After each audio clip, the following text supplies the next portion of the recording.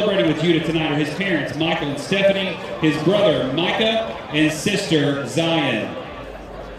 Our next senior, number 4, Aiden Gibson. Gibby is a wide receiver and punter and has played 4 years of football. He's a part of NBA Academy and will go on to college to play baseball on scholarship. Family members present are his parents, Adam and Amy, and sister, Alyssa. Our next senior is number 5, Kyler Paris. Kyler plays tight end and linebacker. He's played 4 years and is in the STEM Academy. He plans to pursue a degree in construction management. Celebrating tonight with Kyler are his parents, Matt and Valerie Paris. Our next senior, number 6, Winston Hicks. Winston is a corner and has played all 4 years while at Walker Valley. He's in the Medicine and Business Academy and plans to attend Lee University following graduation. His parents are Edward and Rachel, and siblings Fletcher, Harper, and Jones. Our next senior is number 7, Ryan Lay. Ryan's a quarterback. He's played 4 years of Mustang football and baseball. He's a member of the NBA Academy and plans to attend college after graduation. He is joined tonight by his parents, Lauren. In the stands are his strong supporters, grandparents, Henry and Linda Longley, and Ed and Vicki Lay. Our next senior, number 8, Jeray Finley. Jeray has played corner for 2 years for the Mustangs. He is at the Humanities Academy and has plans of majoring in marine biology and sports medicine. Celebrating with Jeray tonight are his parents, Arturo and Kayla. Our next senior is number 9, Tristan Mccann. Tristan is a 4-year player of Mustang football. He's a member of the Humanities Academy and plans to attend Tennessee Tech University after graduation. Joining Tristan tonight are his parents, Aaron and Janet McCann. Our next senior is number 10, Aiden Davis. Aiden is a defensive end. He's been a part of Mustang football for 4 years. He's a member of the NBA Academy and hopes to attend the University of Tennessee at Knoxville to major in business. Joining Aiden tonight are his parents, Jeremy and Jennifer, and grandmother, Deborah Stanley, grandfather, Larry Stanley. Our next senior, number 12, Cole Harbison. Cole has played 2 years as a wide receiver for the Mustangs. He plans to pursue a degree in exercise science after graduating from Walker Valley. Cole is joined by his parents, Robert and Lori Cole, sister Emma, and brother Brady. Our next senior, number 18, Bryce Coley. Bryce Coley is a 4-year Mustang football player and is a member of the STEM Academy. His post-graduation plans are to continue his education and pursue his passion for track and field by competing at the collegiate level. Joining Bryce this evening are his parents, Tommy and Amy Coley, his brother Travis, and grandparents, David and Maxine Whaley. Our next senior, number 21, Dacian Sims. Dacian is a defensive back. This is Dacian's first year to be a Mustang. He's a member of the NBA Academy and has plans to play college football while earning a degree in business. He hopes to own his own business and obtain his real estate license. Celebrating with Dacian are his parents, Deshandra Sims and Calvin Sims. Our next senior, number 22, Miles Mann. Miles has played Mustang football for 3 years and currently starts as a defensive end. He's a member of the NBA Academy and is planning on attending a 4-year college to pursue a bachelor's degree in nursing while competing in track and field. Family celebrating with him tonight are his mother Jana, his father Christian, and sister Carly. Our next senior is number 25, Amarian Bullock Fultz. This is Amarion's first year to play Mustang football. He is joined by his mother, April Johnson. Our next senior is number 28, Cade Charter. Cade is a wide receiver. He is a part of the STEM Academy. Proudly supporting Cade on the field tonight are his parents, Dave and Jody Charter, his siblings, Keys, Kyler, and Kira Charter, and his girlfriend, Madeline Kidd. Our next senior is number 29, Will Marler. Will is a defensive back. It's his first year to play Mustang football. He's a member of the STEM Academy and plans to major in engineering at Chattanooga State. Celebrating with Will tonight are his parents, David and Jennifer Marler. Our next senior, number 39, Israel Niehaus. Israel is a nose guard. He's a 2-year player of Mustang football. He's in the MBA Academy and plans to attend Chattanooga State after graduation to major in business marketing. Celebrating with Israel tonight is his mom, Doressa, his brother, Christian, and sister, Coral. Also, friends Jason, Ree, Anton, Grace, and Jen. Our next senior is number 40, Trevor Wiley. Trevor is a first-year punter for Walker Valley football. He's a member of the STEM Academy. Trevor plans on attending college for a degree in aerospace engineering and to continue playing baseball. Celebrating with him tonight are his mom, Leah, his dad, Chris, and his sister, Braylon. He's a running back and a linebacker. He's played 3 years of Walker Valley football as a member of the STEM Academy. He plans on joining the Navy after graduation. With Cameron tonight are his parents, Brian and Lisa DeClerc, and Shanna and Heather Davis. Our next senior is number 52, Jackson Porkchop McGowan. Jackson has played Mustang football as a center and guard for 4 years and sports the best mullet in program history.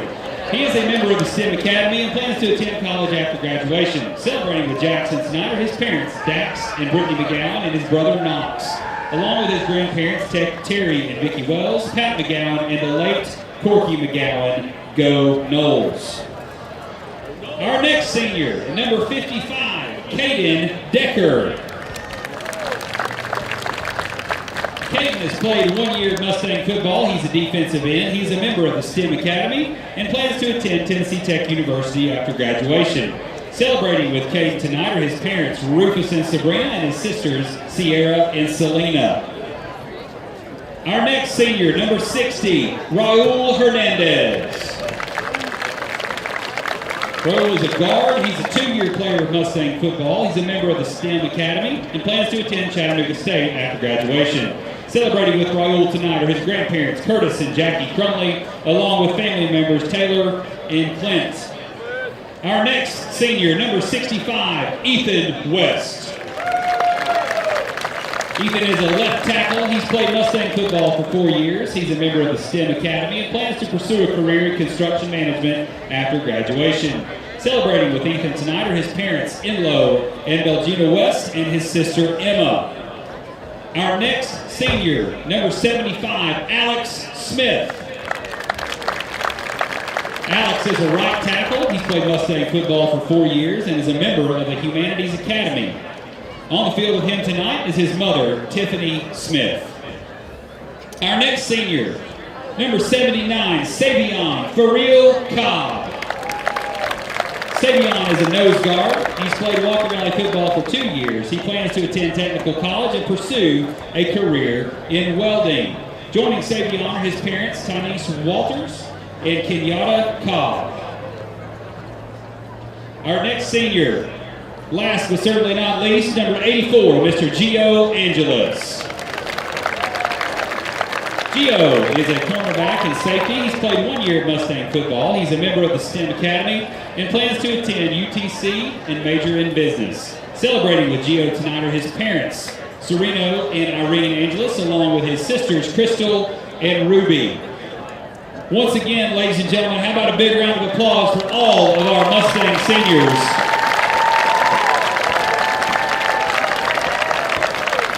The Walker Valley football program would like to say thank you for the years of service and support of this program. We will now recognize our senior cheerleaders.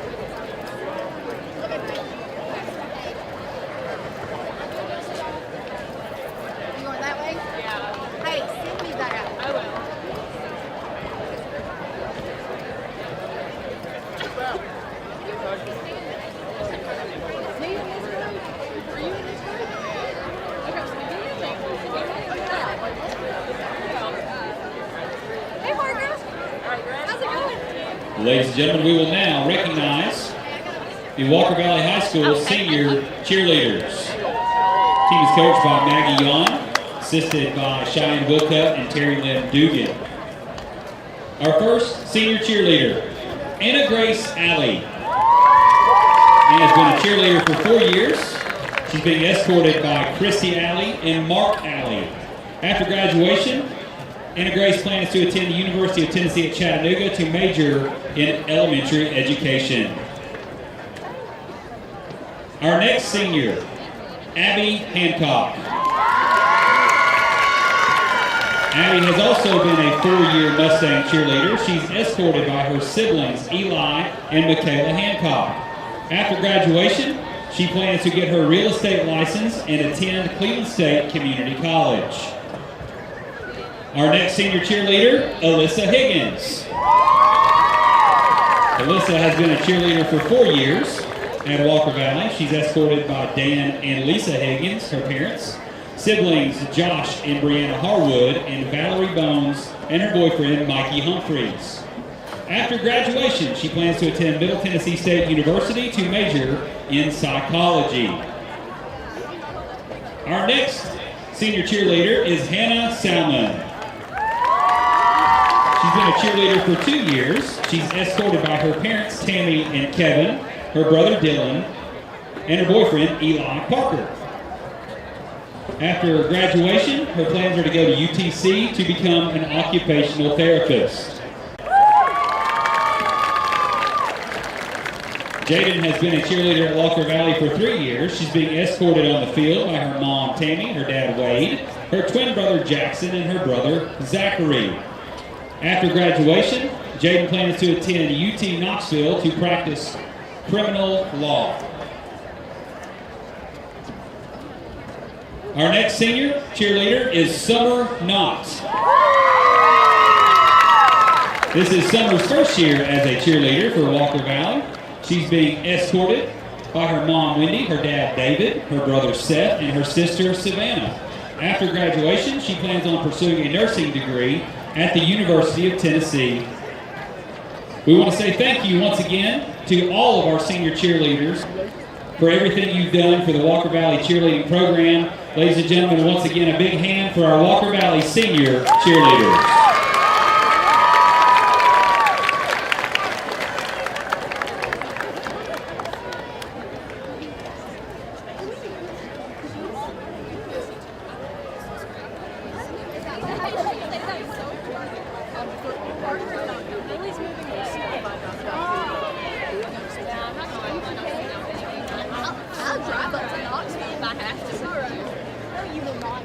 We will now recognize the seniors from our Walker Valley Mustang Band.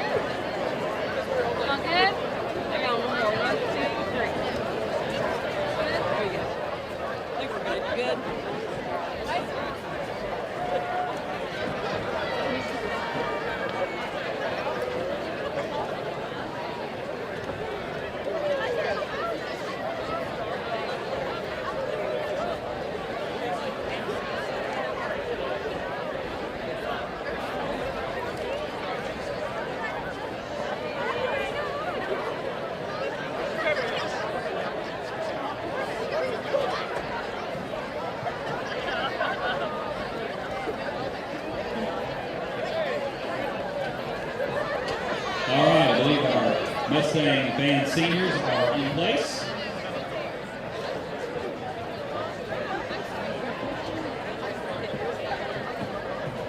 Our first senior, we'll just go down the line. Our first senior, Joshua Whitaker, escorted by his parents, Karen and Eric Whitaker. Evelyn Alderette, escorted by Carolina and Victor Alderette. Addison Allison Anziano, escorted by Laura and Chris Anziano. Annika Barnes, escorted by Mike and Becca. Shelby Belt, escorted by Candace and Daniel Belt. Eli Blake, escorted by Mylan, Amy, and Asa Blake. Caitlin Board, escorted by Linda and George Board. Nathan Bradford, escorted by Cindy Wilson. Ainsley Brokish, escorted by Marcy and Eric Brokish. Becca Calfee, escorted by Rex and Kim Calfee. Eva Calais, escorted by Denise and Ed and Rachel Bennett. Alexandra Carty, escorted by Eve and Barrett Carty and Daniel. Chloe Chastain, escorted by Rob and Chassie Chastain. Abby Coppings, escorted by Crystal and Julie Keck and Ben Coppings. Cameron Davis, escorted by Tara and Clinton Davis. Nadia Dotson Silvers, escorted by Candace and Alan Walker and David and Marietta Silvers. Abby Ellis, escorted by Brent and Melissa Ellis. Clayton Frederick, escorted by Amy Frederick. Caitlin Gibson, escorted by Tracy Gibson and Dawn Gibson. Leslie Gonzalez, escorted by Blanca and Thomas Gonzalez. Ethan Greenway, escorted by Jeannie and Jimmy Ledford. Samuel Gregory, escorted by Rachel and Victor Gregory. Wyatt Guffey, escorted by Chris and Jennifer Guffey. Jeremiah Hacker, escorted by Jay and Heather Hacker. Kristen Haney, escorted by Crystal and Jeff Redmer. Isaac Hicks, escorted by Leslie and Kevin Hicks. Kathina Hikeshoe, escorted by Lucinda Taylor. Liz Hooker, escorted by Jason and Cassie Hooker. Lauren Hulsey, escorted by Don and Michelle Hulsey. Spencer Ingram, escorted by Neil and Leanne Ingram. Elise Janney, escorted by Kalista and Brandon Janney. Sean Keenan, escorted by John and Mary Keenan. Jack Kibler, escorted by Mary and Jason Kibler. Wyatt Keir, escorted by Amy and Ken Keir. Justice Lockhart, escorted by Kelly Lockhart and Nicholas Raymond. Blaze Loyalist, escorted by Jarrell West. Will Marler, escorted by David and Jennifer Marler. Ashley McCormick, escorted by Frank and Susan McCormick. Zebulon McKnight, escorted by Eric and Robin McKnight. Kevin Mendez, escorted by Claudia Roca and Ivis Mendez. Haley Miller, escorted by Rebecca and Travis Miller. Evan Nope, escorted by Stacy and Alan Nope. Shelby Palmer, escorted by Joan Palmer and Judy Reagan. Kennedy Pickle, escorted by Bill Pickle and Lisa Fain. Isaac Pitts, escorted by Jeff, Rachel, and Meredith Pitts. Jaden Salier, escorted by Mary Christine Anderson. Holly Schimmel, escorted by Esther and John Schimmel. Stephanie Simpson, escorted by Heather and Stephen Simpson. Jake Smith, escorted by Kaniapa Smith and Todd Durr. J.C. Squires, escorted by John and Kristen Squires. Riley Stoker, escorted by Jessica Jones. Lucian Strickland, escorted by Dusty and Summer Strickland. Christopher Thorpe, escorted by Tina and Ron Thorpe. Bailey Tucker, escorted by Kimberly and Gary Tucker. Aaliyah Wilson, escorted by Daniel and Rebecca Wilson. Trevor Wiley, escorted by Leah Wiley. And Nathaniel York, escorted by Danielle York Garland. Ladies and gentlemen, how about a big round of applause for all of our Walker Valley Mustang Band seniors. We'd like to thank you for your service to the Walker Valley High School Band program. This concludes tonight's senior night festivities. Once again, thank you for being out and supporting our athletes and our band members. Thank you for joining us tonight at the MAC.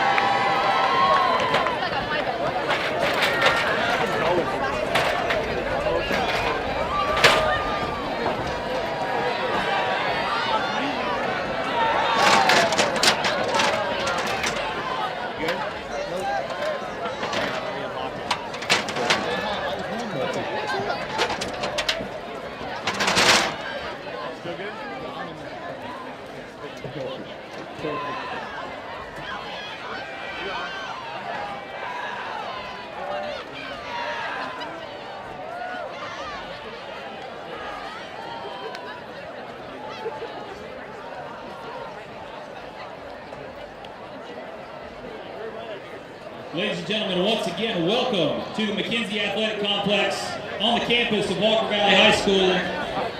It's a great night for Mustang football. If you would, please rise. Gentlemen, remove your caps for the student-led invocation to be led by Kent Berger, Walker Valley Senior. Please remain standing for the performance of the national anthem by Walker Valley Senior and Chamber Choir member Josh Whitaker. For this day, thank that we get together here in Washington State, Lord. I pray in all that we do, we would show you, Lord, and shine your light, Lord, and to be godly on the field and off the field, Lord. Please bless our day today, Lord, and keep everyone safe. In your name we pray, amen. Oh, say, can you see by the dawn's early light what so proudly we hailed at the twilight's last gleaming, whose broad stripes and bright stars through the perilous fight o'er the ramparts we watched were so gallantly streaming, and the rockets red glare, the bombs bursting in it, gave proof through the night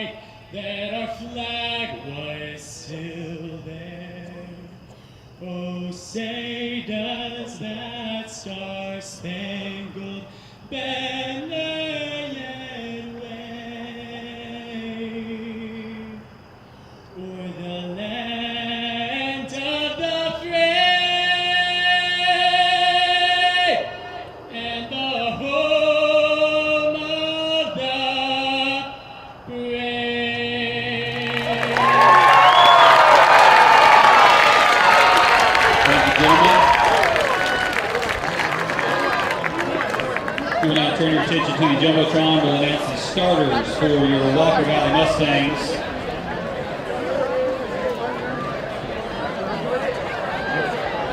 We'll start on the offensive side of the ball for the Mustangs. Your starters will be the quarterback, Ryan Lay. And running back, Tucker Owenby. And tight end, Kyler Paris. And wide receiver, Tristan Mccann.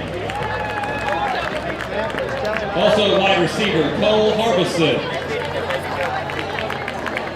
Wide receiver, Aiden Gibson. Yeah, and he's here. Yeah, there he is. He's right there. Wide receiver, Spencer Jackson. Yeah, you see my wife? On the offensive line, Ethan West. Mom's right there. Dad's right behind him. Oh, He's in the Raul Hernandez. Yeah. You're welcome. Will Turner. Jackson McGowan. And Alex Smith. On defense for the Mustangs, defensive lineman, Jackson Gibson. Defensive lineman, Israel Niehaus. Defensive lineman, Miles Mann. Defensive lineman, Josh Van Wyck. Linebacker, Judah Green. Linebacker, Kyler Paris. At nickel, Tucker Owenby. At corner, Dacian Sims. Cornerback, Braxton Smith. Free safety, Brady Montgomery. And at the dime, Spencer Jackson. The Mustangs are coached by Drew Akins.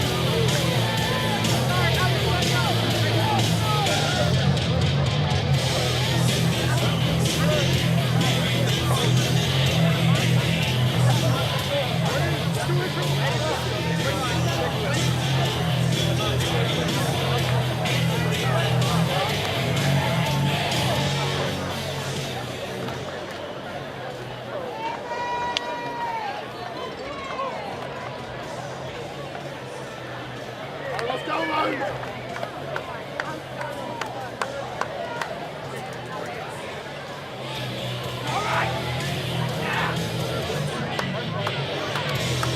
wins the toss, defers to the second half, and your Mustangs will kick off. From the third of the second half. Shot will be receiving.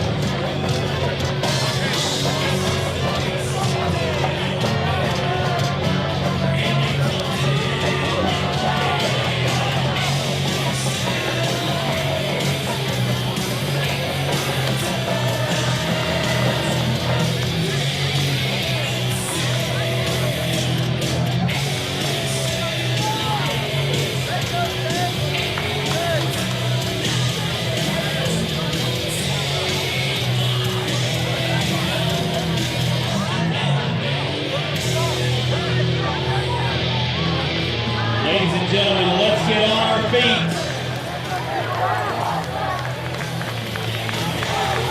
And let's make some noise. It's time for Mustang football.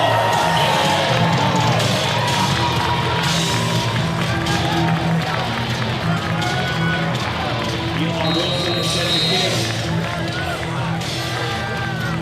Connor Runyon, Davion Evans, deep for the Cherokees.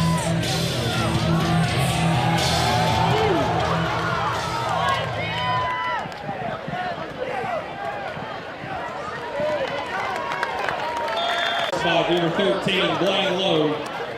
The Cherokees will take over 1st and 10 on the 32-yard line.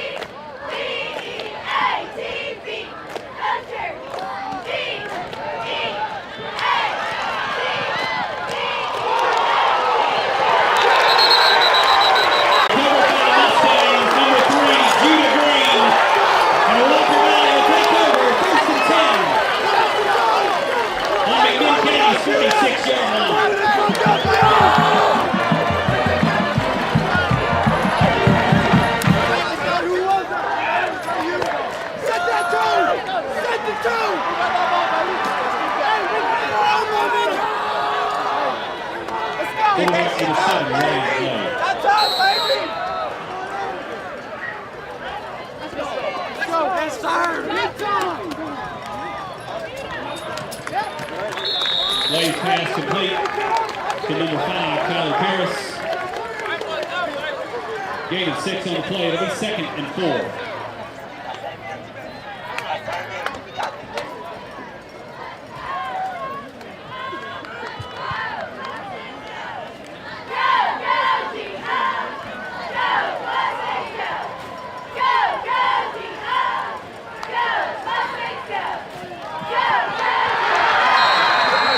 Number 43, Cameron Davis on the carry. Dropped in the backfield by number 99, Aiden Wilson. It'll be 3rd and 6.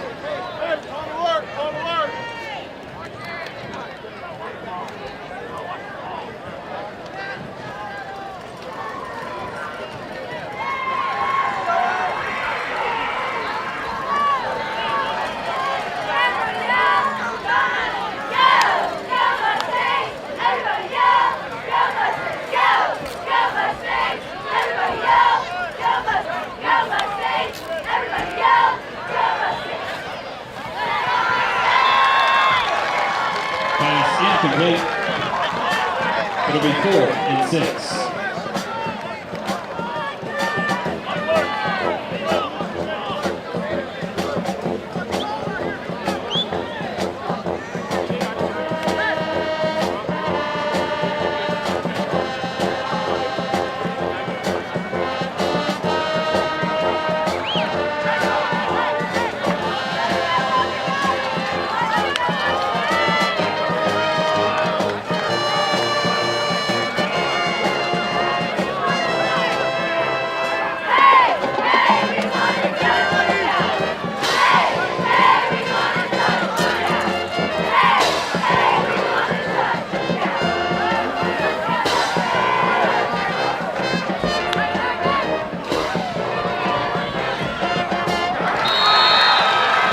Incomplete, intended for number 11, Trevor Wiley.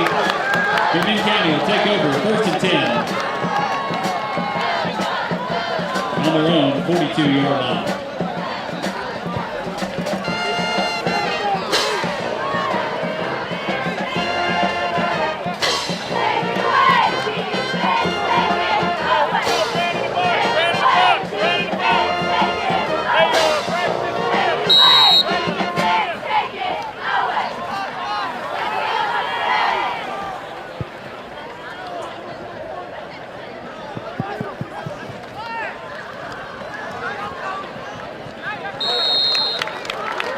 Carried by Thompson on the play.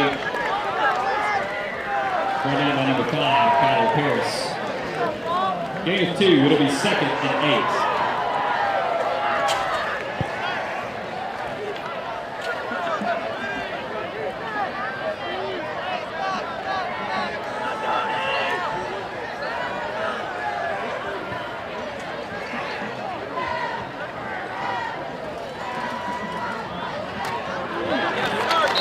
Carry once again by 21, Cody Thompson. Gain of 1 on the play, it'll be 3rd and 7.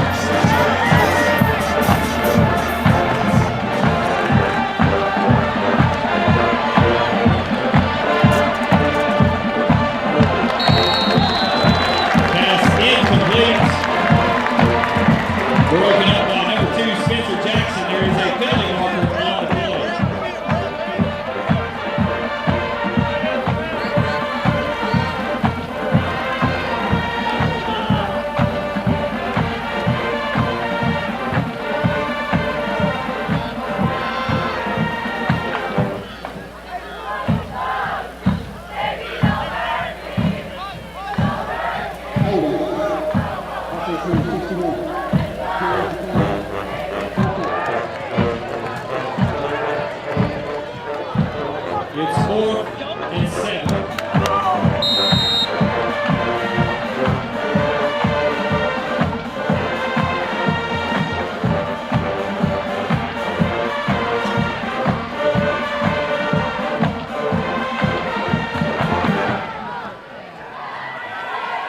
Spencer Jackson deep for the Mustangs.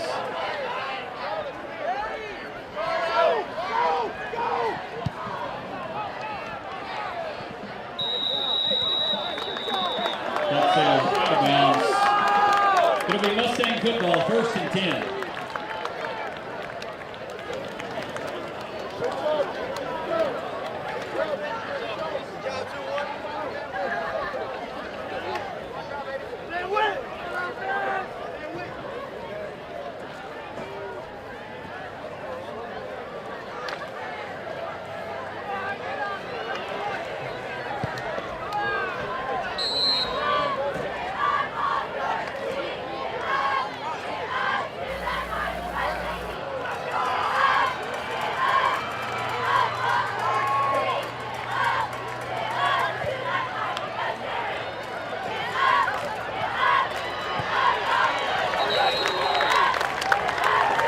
complete to number 28, Cade Charter.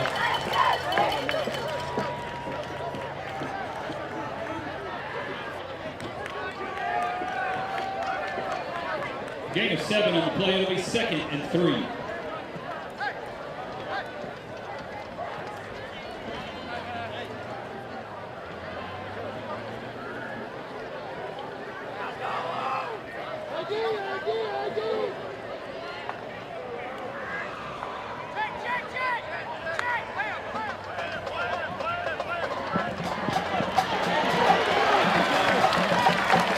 Pass complete to number 2, Spencer Jackson.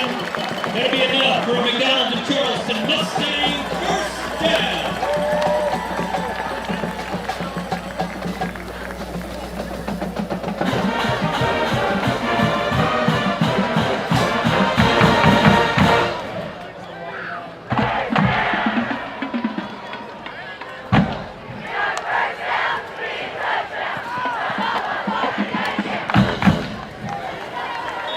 Number 7, Ryan Lay on the carry. Gain of 1 on the play. Met first by Caleb Johnson. It'll be 2nd and 9.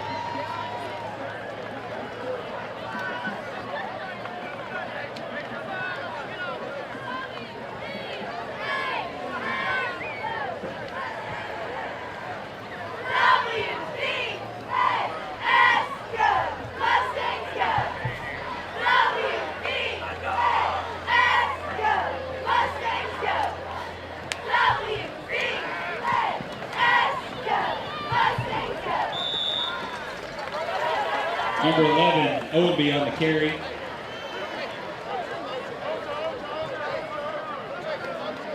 Pick up of 3 on the play. It'll be 3rd and about 7.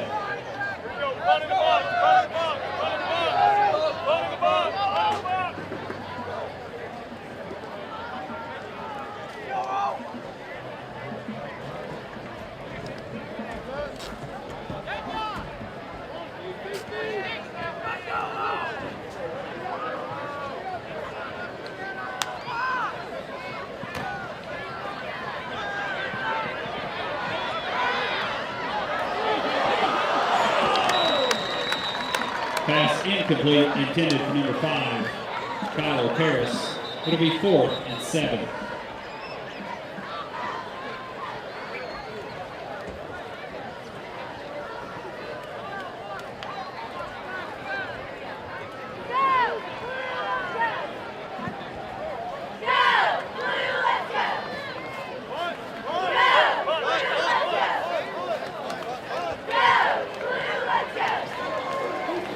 McMinn, Salman, and the defense. That's the first.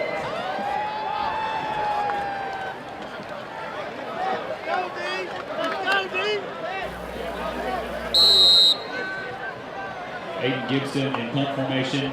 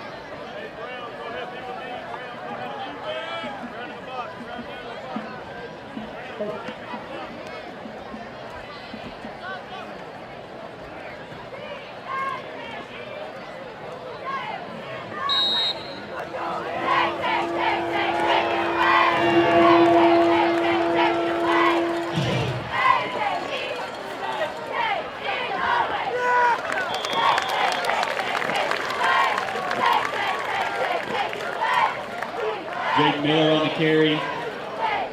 Gain of 1 on the play. It'll be 2nd and 9.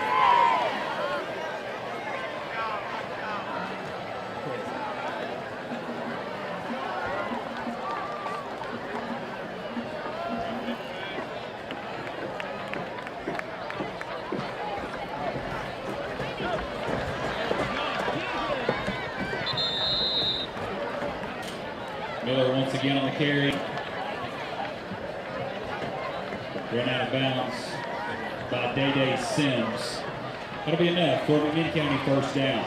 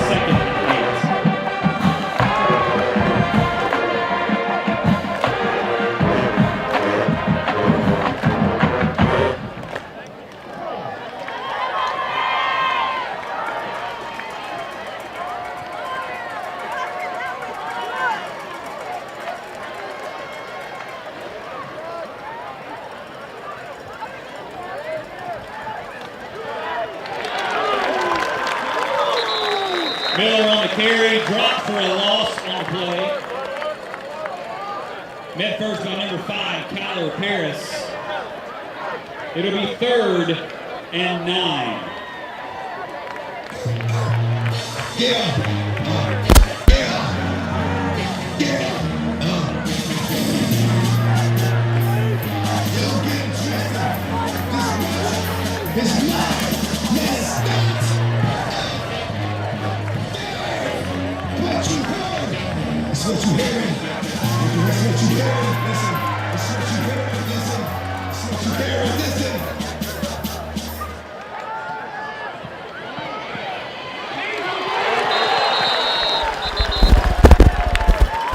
Pass is ruled incomplete. It'll be 4th and 9.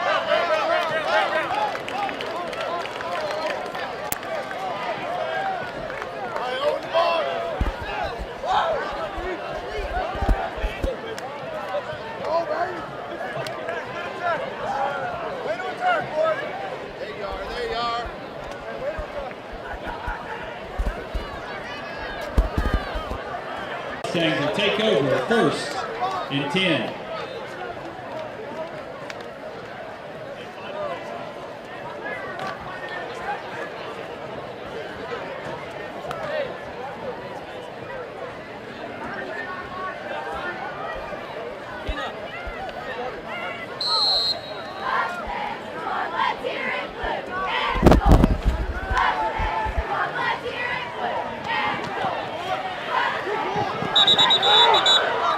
Pass complete to number 28, Cade Charter. Run out of bounds by number 32, Benton. Pick up a 5 on the play. It'll be 2nd and 5.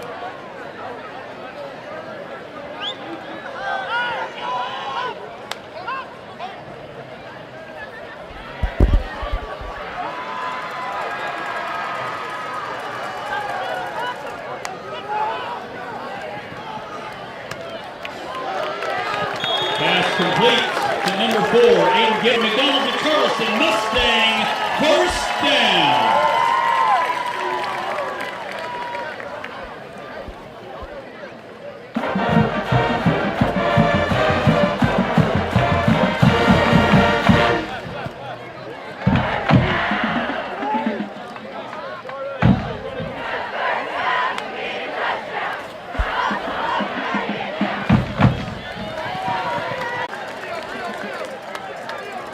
Gain of 5 on the play. Tackled by number 32, Daniel Benton. It'll be 2nd and 5.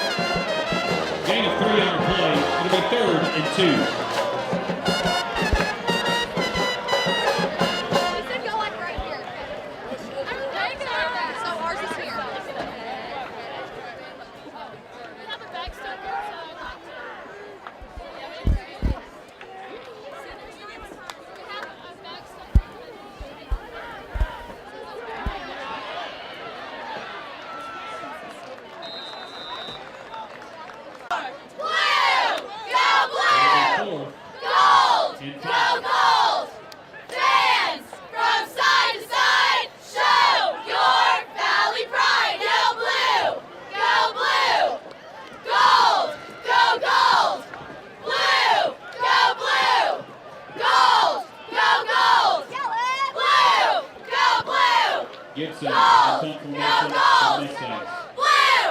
Go blue! Gold! Go gold! Let's go, Stings! Let's go, Mustangs! Fumbled and recovered by number 3, Luke Hensley. McMinn County will take over 1st and 10 on their own 10-yard line.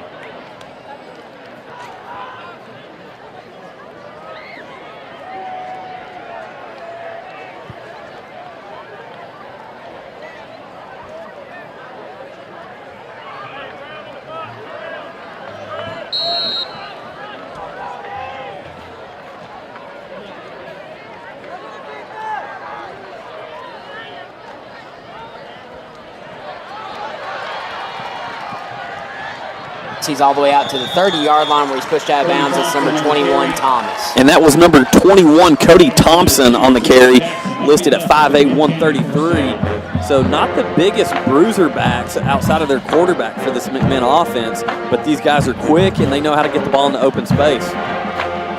So 2 minutes, 8 seconds to go here in the first quarter. Score still tied at 0.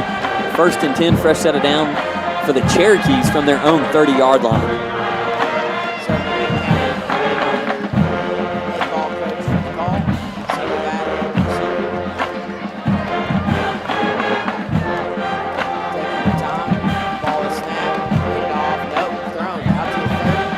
Fumble, ball's out, and it's going to be recovered by the Mustangs. Walker Valley football recovered at the 23-yard line. Another turnover. That's huge for this Mustang defense. They've caused 2 turnovers here in the first quarter. Now, with 2 minutes to go in the first. Absolutely.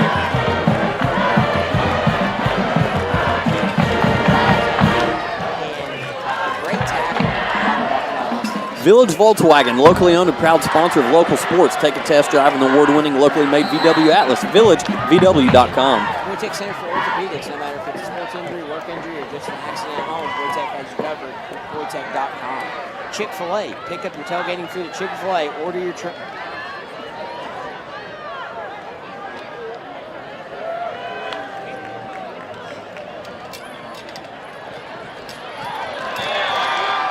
complete to number 11, Tucker Oldby. There went low on Tucker. I cringe when I see that all the time. So 1:47 to go in the first quarter. Score still 0-0. It's going to be 2nd and 14 after that loss for the Mustangs. So on the field, you have number 9, Tristan Mccann, number 2, Spencer Jackson, number 5, Kyle Harris, and number 4, Aiden Gibson. And at the running back position, you've got Wimby and Wyatt. Dell's Heating and Air. For all your heating and air needs, just call Dell's. JustCallDells.com. So, Lay. Ball snap. Fake handoff. Looking, he's got a man open. Wide open. Oh! Wide open. So the safety for McMinn coming over late Aiden Gibson on the post route was open. That ball was just overthrown. Intended for number 4, Aiden Gibson. Around the 2-yard line is where he would have caught that ball at. So, again, riding late, feeling a little pressure. And we know Ryan's got a strong arm, and he just tries to get rid of that one there and overthrows it. So 3rd and 14 for the Mustang offense. Coach Aiken's taking his time getting the play call in here. 1:12 left. Ball marked down at the 32-yard line, 3rd and 14. So Mustangs have a clean set. Mustangs trying to get first points of the game here. Ball snap, ball drops back. Pressure, has to slow. And ball is snapped. Handed off up the middle to number 21, Thompson. And he is going to have a 5 for the Cherokees. So McMinn looking to have a little bit of something going finally here with their run game. But just as they do that, the Mustangs tonight have been able to find a way to get them to turn the ball over. So that would be great to see here as they're approaching the Kia of Cleveland drive zone. Actually, they are now in the Kia of Cleveland drive zone inside the 25-yard line. So 2nd and a long 5. You could even argue that it's 2nd and 6. Ball is snapped, handed off the middle, and he's got to hold the run at that little number 17. And he's going to have enough for a first down inside the 20-yard line down to the 16-yard line. And that's Davion Evans, the 5'6", 120-pound running back for the McMinn County Cherokees on getting the first down on that carry. So the Cherokees are going to be able to get one more first down here as the first down marker is at about the 5-yard line for McMinn. 5-6-yard line here with a fresh set of downs, 1st and 10. Cherokees high snap. Kept by the quarterback. He's to the 10, down to the 5, and he is going to fall into the end zone for a touchdown Cherokees. So McMinn strikes first after many possessions, finally on the board. It's the Cherokees with that quarterback keeper by number 9, Jaden Miller. And we've seen him get to the outside on that play. That one was a delayed handoff. Here we go with the swinging gate extra point where the line lines up outside and then marches over once they see the special team set for the Mustangs. And now they're going to kick the traditional extra point. So the holder gets set. Kick is up. And it is good. So your score, Walker Valley 0, McMinn 7. So 8 minutes, 53 seconds to go. You're listening to Walker Valley Football on Sports 99.1. We'll be back in 30 seconds. Located beside the concession stands. The bidding closes at the 7-minute mark in the 4th quarter. So please go Thank you, First Baptist Church, for your support of the Walker Valley Mustang Athletics. And once again, thank you to First Baptist Church of Cleveland.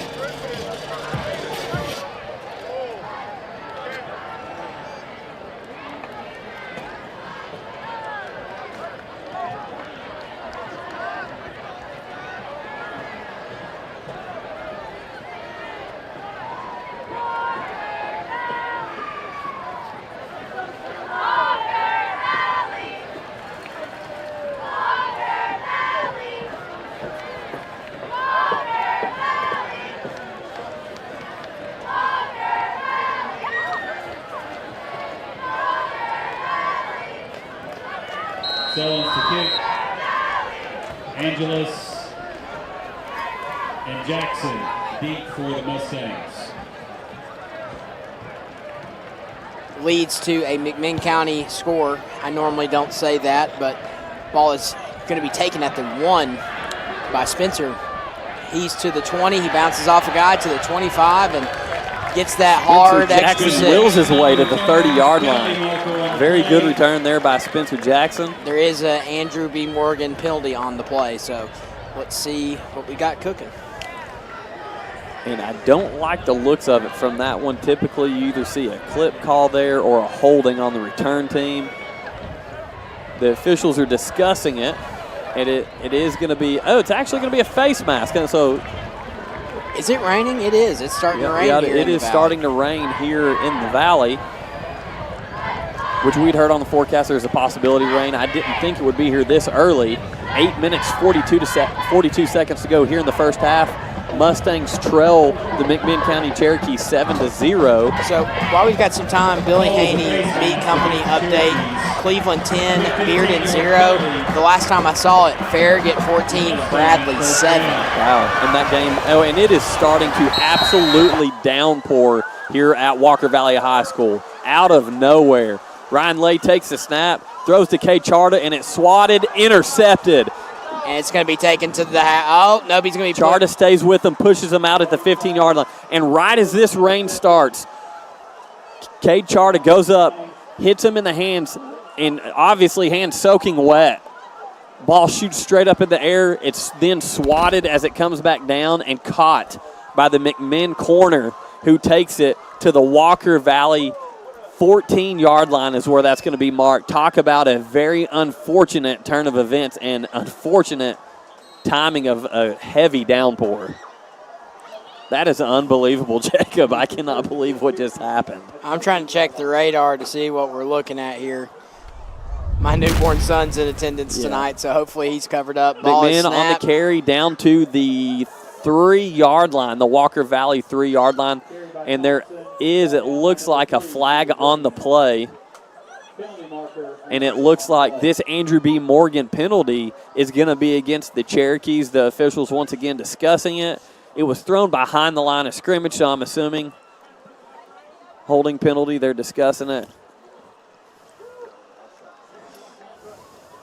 And I tell you what, Jacob, no one was prepared for that rain. And that, in fact, is going to be a holding penalty sponsored by the law offices of Andrew B. Morgan against the McMinn County Cherokees. So that is going to back them up from the original spot of ball. Instead of being now at the 3-yard line after the gain, they're going to be spotted at the Walker Valley, looks like 23-yard line.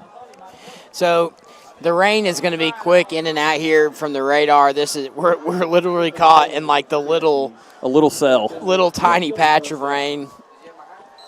McMinn twins to the far side, man in motion from the near side. McMinn quarterback takes a snap, hand it off up the middle, and he's going to be down to about the Walker Valley 19-yard line. That's going to be about a gain of 5 or 6 there. Brought down by number 22, Miles Mann. So it will be 2nd and 15 for McMinn after that gain of 5 yards. 8 minutes, 5 seconds to go in the first half. McMinn leads 7-0 over the Mustangs. Ball now at the Mustang 20-yard line, 2nd and 15 Cherokees. So it looks like number 9, Miller, is going to take the snap. They're going to bring a man in motion first.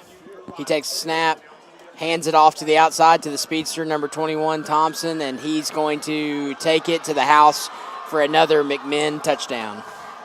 So at the 7-minute, 37-second mark here in the second quarter, McMinn gets another one on the board as they are the beneficiaries of a Mustang turnover right as that downpour started. So there, it looks like there's another penalty on the field here on the extra point. As we said, McMinn does that swinging gate extra point, and I think they tried to hurry a snap there to go for 2. And there's a penalty on the field. It is against McMinn, so that's going to back them up. That's something McMinn's done for years. I don't know if you remember them doing that. They've done that for a long time. It's always driven me crazy. The swinging gate? Yes. Yeah. So it's a 13-0 lead for the Cherokees right now as they line up for this extra point after being backed up. The kick is up. It is through the uprights. It is good. So your Mustangs trail McMinn County with 7 minutes, 37 seconds to go here in the first half by a score of 14-0. You're listening to Walker Valley Football on Sports 99.1. I want to thank the following Walker Valley football sponsors for the season: Jeff Carson, DDS, McCartney Family Chiropractic, Southeastern Rooter and Plumbing, Candy Creek Baptist Church, Public Supermarket, Tennessee Valley Federal Credit Union, Michelle Swafford, Remax Realty, Southern Heritage Bank, United Steelworkers, Don Ledford Automotive, Center for Sports Medicine and Orthopedics, Mix 104.1 WCLE, Bank of Cleveland, First Baptist Church of Cleveland, Massey Electric, and Andrew Johnson Bank. Thank you for your support of the Mustangs.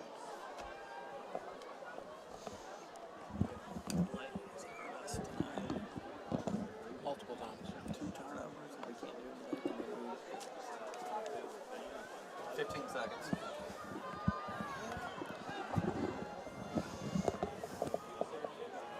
Ten seconds. You bringing us in? Yeah.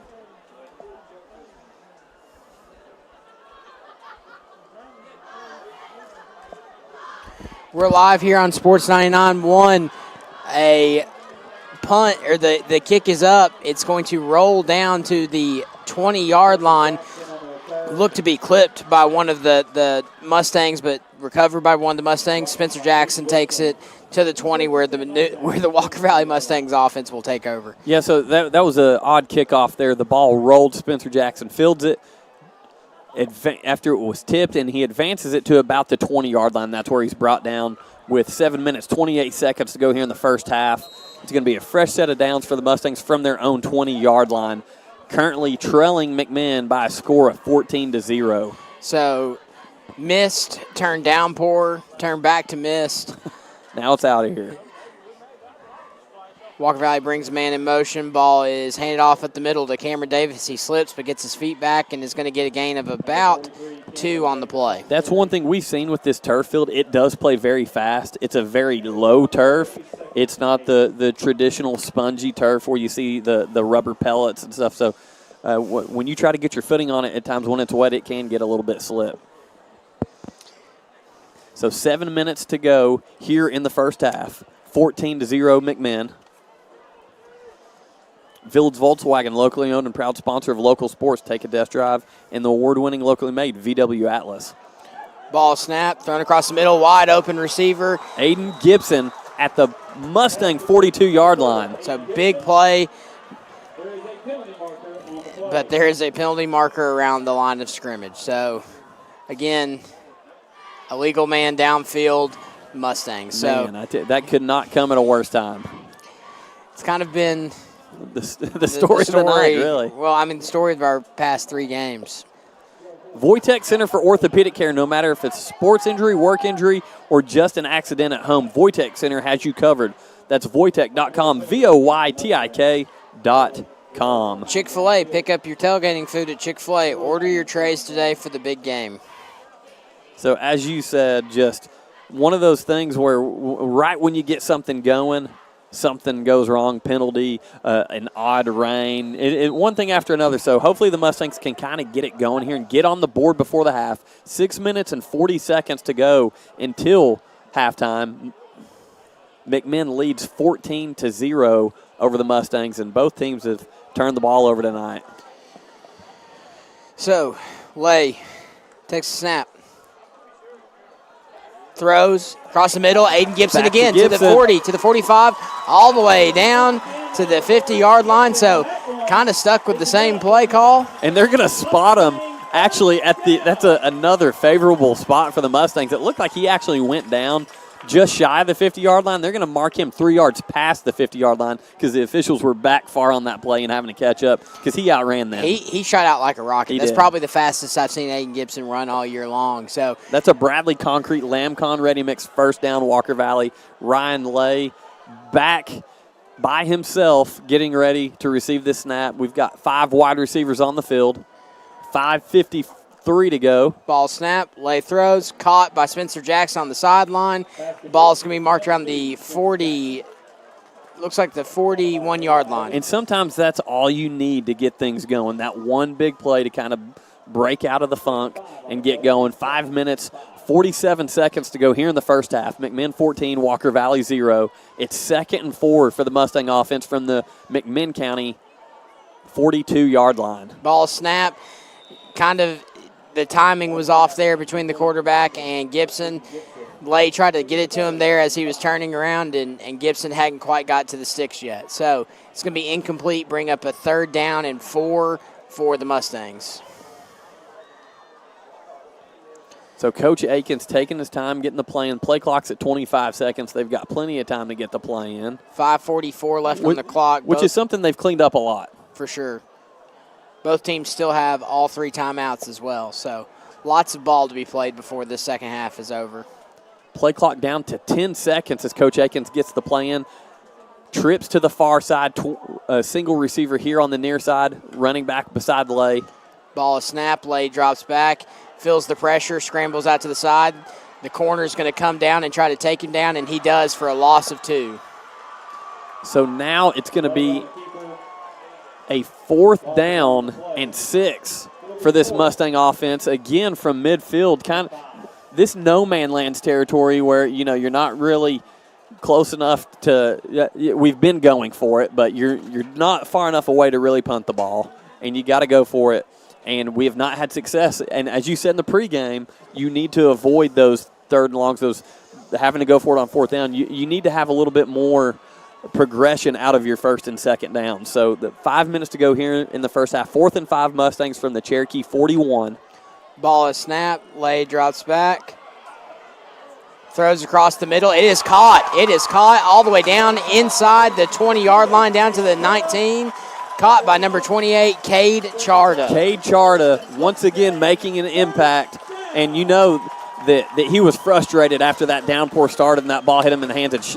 It literally squirted straight up into the air. Very unfortunate timing, and I hate that it happened to him getting back because he's been such a difference maker, but he shows right there on that last play why he's a difference maker. Screen pass to, looks like that was number 2, Spencer Jackson, and that's going to be about a gain of 3 with 4 minutes, 20 seconds to go here in the first half. It's 14-0 McMinn, and 2nd and 7 for the Mustangs from the Cherokee 19-yard line. So right now the Mustangs are set up in a twin set. Lay is back with Spencer Jackson. So we are now in the Kia of Cleveland drive zone. Ball snap, Lay's pass is tipped at the line of scrimmage by a defensive end. It's going to be incomplete. So 3rd and 7, just like we talked about, that long 3rd down that you're trying to stay out of, but at least right here you're kind of within striking distance. The downfield threat has gotten better for the Mustangs, so McMinn is going to have to play true to that, and I'd kind of like to see one of those screens again right here. Ball is snapped, Lay drops back, throws, caught, down around the 15-yard line. I think that's going to be about a gain of 4. What they call it 2 there? So 4th and 5. Gain of 2, my fault. 3 minutes, 39 seconds to go in the first half. 4th and 5 Mustangs. Looks like the Mustangs are electing to go for it here, down 14 with 3:30 left in the half. So trips to the away side, single receiver to the home side, hard count, no biters. Tucker Ormby in the backfield with Lay. Lay snaps, drops back, looks for his wide receiver. It's there. It's caught. Completed. Down at the 2. Great job, number 4, Aiden Gibson on the reception for the Mustangs. Just ran a quick little out route there to the 2-yard line, and Ryan Lay delivered a perfect ball to make it a Bradley Concrete Lamcon Ready Mix first down Mustangs. Clocks at 3:10 in the first half. It's 1st and goal for the Mustangs from the 2. They're coming out with a 2 tight end set, handed off to number 2, Spencer Jackson. They're going to call him down at the 1. So that was number 11, Tucker Ownby on the carry. Tucker Ownby. Gain of 1. So it's going to be a 2nd down and goal from the 1-yard line for the Mustangs. I wouldn't mind seeing our power set with Ryan Lay here. They've got a 2 tight. I have not seen a set since Eli Denton has been out of commission. So they've kind of got a heavy set out here, but not their heavy. So ball is snapped, quarterback keeper, and that's going to be enough for a Walker Valley Wright Brothers construction touchdown. And that is Mr. Ryan Lay, quarterback keeper, on that Wright Brothers construction touchdown. So the Mustangs are on the board, and talk about something you needed. You needed that right there. The score 14-6 now in favor of the Cherokees, but the Mustangs on the board and waiting for this extra point with 2:37 to go here in the first half, and this Walker Valley offense really needed that. Snap, down, hold, kick is up. It's good right down the middle. So we've got a score of 14-7. McMinn with 2 minutes and 37 seconds to go here in the first half. You're listening to Walker Valley Football on Sports 99.1. We'll be back in 30 seconds. At this time, all Ocoee Middle School football players and Ocoee Middle School cheerleaders, we need you to make your way to the track behind the north end zone in front of the field house. All Ocoee Middle School football players and cheerleaders, please make your way behind the north end zone. We're at 15.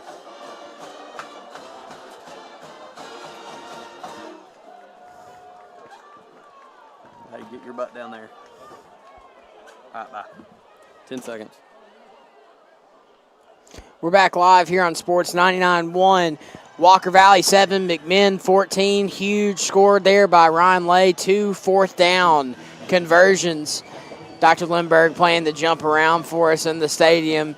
So big play right there. If Walker Valley can hold them here, they'll get the ball back at halftime as well. So big swing of momentum, that's just what the doctor ordered for the Mustangs. Absolutely, and McMinn has proven they can put the ball on the ground, and I would love to see this Mustang defense. I'm getting a little greedy here, but I would love to see this Mustang defense force another turnover here. Ball is kicked. It's going to be kind of a pooch kick down to the Fumble. 20, and it's out. It's out. Mustangs Mustang are on football. Huge play. That's 3 turnovers on the night for the Cherokees. I don't want to say I called it, but I called it, and we got it when we needed it. 2 minutes and 32 seconds to go here in the first half. McMinn 14, Walker Valley 7, and that ball is recovered by the Mustangs all the way down at the McMinn 25-yard line. What a huge turn of events for the Mustangs, and I believe that was number 29, Will Marler, senior. Senior on senior night, Will Marler coming up with a huge recovery for this Walker Valley special teams unit. Mustangs take over at the McMinn 25-yard line, 14-7 McMinn with 2 minutes 32 seconds to go here in the first half. Ball lay thrown, wide open receiver, and they have 6 Mustangs. So what a swing, 14 points, and what, 5 seconds? That's so right. Huge plays and for the that is Mustangs. a Wright Brothers Construction touchdown Mustangs. And Ryan Lay's pass, 25 yards downfield, completed to, I believe that was Aiden Gibson on the reception. So currently 14-13, snap, down, kick, up, We've good. got a tied ball game. 14-14 here at the MAC with 2 minutes and 25 seconds to go here in the first half. You're listening to Walker Valley Football here on Sports 99.1. Everyone's fired up, and we'll be back here in 30 seconds. That's huge. Yeah, that's huge.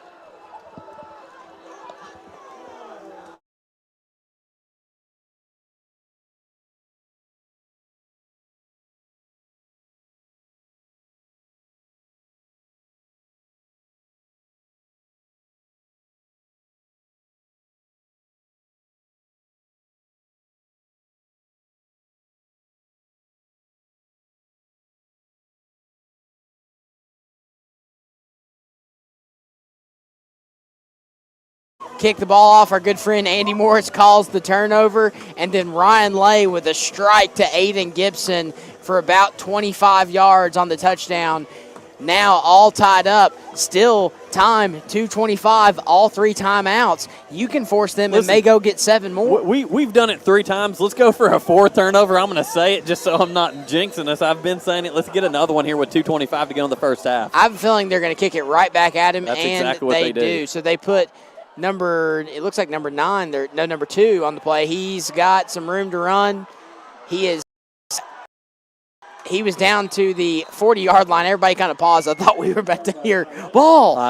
We're waiting on it up here for sure. So Mustang defense has done a good job early in the game, faltered a little bit against this McMinn running game that they kind of got going.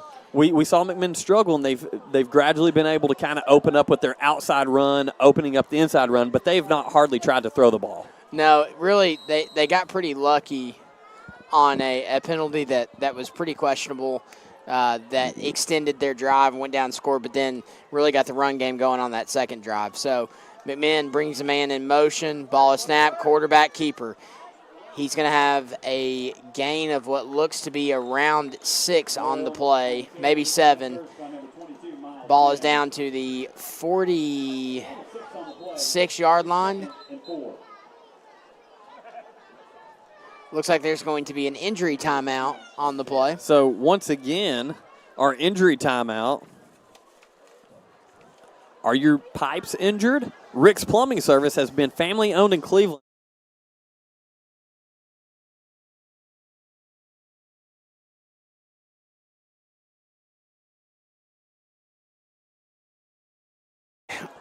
Kind of questionable spot again. Not really sure where that. This line judge on our side of the field had him a gain about 7. This one here, gain about 6. The one on the other side of the field had him a gain about 7. So clock down to 1 minute and 50 seconds to go here in the first half. Score 14-14. 2nd and 3. Ball is handed off, and he's got room to run. He's down to the 50, down to the 46. They're going to mark him down at the 45-yard line. That's right. So there is a penalty marker on the play. That penalty, of course, sponsored by the law offices of Andrew B. Morgan. For all your legal needs, please contact the law office of Andrew B. Morgan. So 1 minute, 39 seconds to go here in the first half. 2nd and 4, but they're discussing the penalty. It's going to back McMinn up, I believe. Holding. It is holding against the Cherokee, so they're going to be backed up. And that's going to take them all the way back into their own territory at the McMinn. Whoa. Wow. Lord have mercy. This is the biggest holding penalty I've ever seen. It's going to take them all the way back to their own 34-yard line. So it's a 15-yard penalty there. So maybe we'll get some clarification here in a minute on what they called. Official signaled holding, but that was a 15-yarder. So ball is snapped. It's going to be looked like to be a fake to the right. Kind of a quarterback scrolls out to pass, and then the wide receiver comes back in motion and takes it like on kind of like a jet sweep. Little underneath motion there. So he's going to get a gain of about 3, and it's going to be 3rd and 12. Dell's Heating and Air. For all your heating and air needs, just call Dell's. JustCallDells.com. So timeout, Walker Valley, 1:24, 3rd and 12. Walker Valley might be thinking about taking a couple shots. So that is a Taziki's timeout. Taziki's restaurant located on Paul Huff Parkway in Frontage Road in the Target Shopping Plaza. With that, we're going to take a 30-second break. We'll be right back. Hey, what did they call on that play?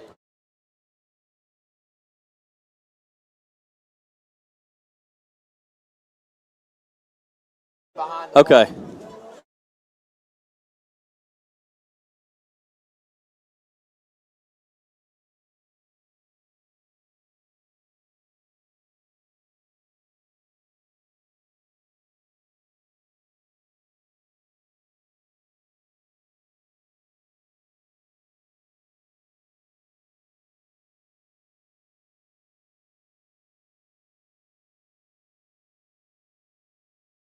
So 1 minute 24 to go here in the first half. Ball game tied. McMinn 14, Walker Valley 14. It's 3rd down and 12 for the Cherokees from their own 38-yard line. They're working right to left. Empty backfield, pass, and this is picked off. Intercepted Mustangs at the McMinn 48-yard line, and that was number 11, Tucker Ownby, getting it done on both sides of the ball. The Mustangs have 1 minute and 17 seconds and half the field to work with on this drive. What a swing of events for the Mustangs. 4 turnovers in the first half. And I've got to be honest with you.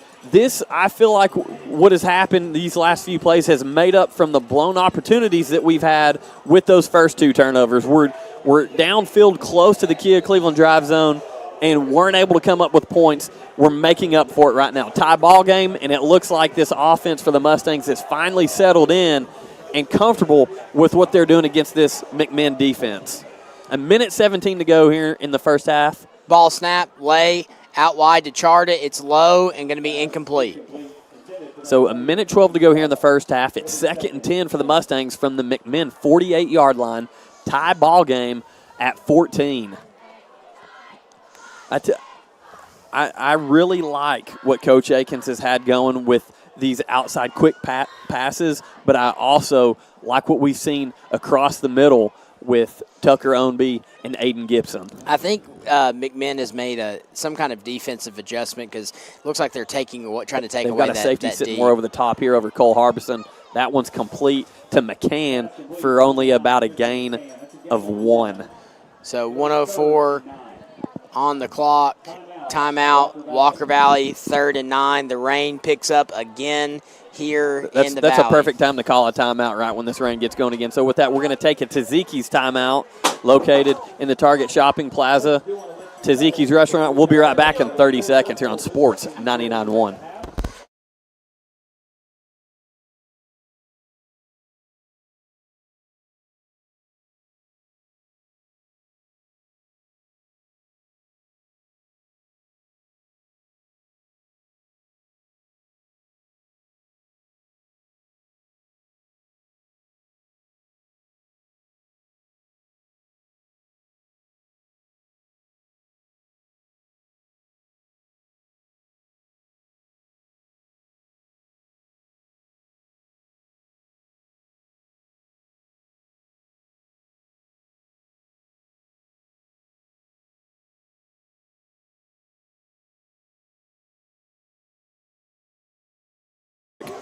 A minute and 4 seconds to go as the rain picks up heavy here. Right before halftime, tied ball game as Drew Akins' Mustang offense has the ball at the McMinn 48-yard line. Ball is snapped. Lay drops back, feeling pressure. He's got to get rid of it. Throws the football downfield, and it's incomplete. It was caught by a McMinn player, but he caught it out of bounds. So 52 seconds to go. It's 4th and 9 for Walker Valley from the McMinn 48-yard line. And it looks like there's going to be another timeout. This one called by... I'd probably say McMinn. I bet you they tried to send the house here. And official didn't signal who called that timeout. So, again, it's a Taziki's timeout. Taziki's Restaurant located in the Target Shopping Plaza right off Paul Huff Parkway in Frontage Road. Good friends over there. Great Mediterranean food at Taziki's. Check it out if you have not. I love it. So 52 seconds to go. You've got a 4th and 9 from midfield here, Jacob. I feel like in this situation, might as well just do a little pooch punt here. Try to get the ball back deep in their own territory. Punt it out of bounds. Don't give them a chance to return it.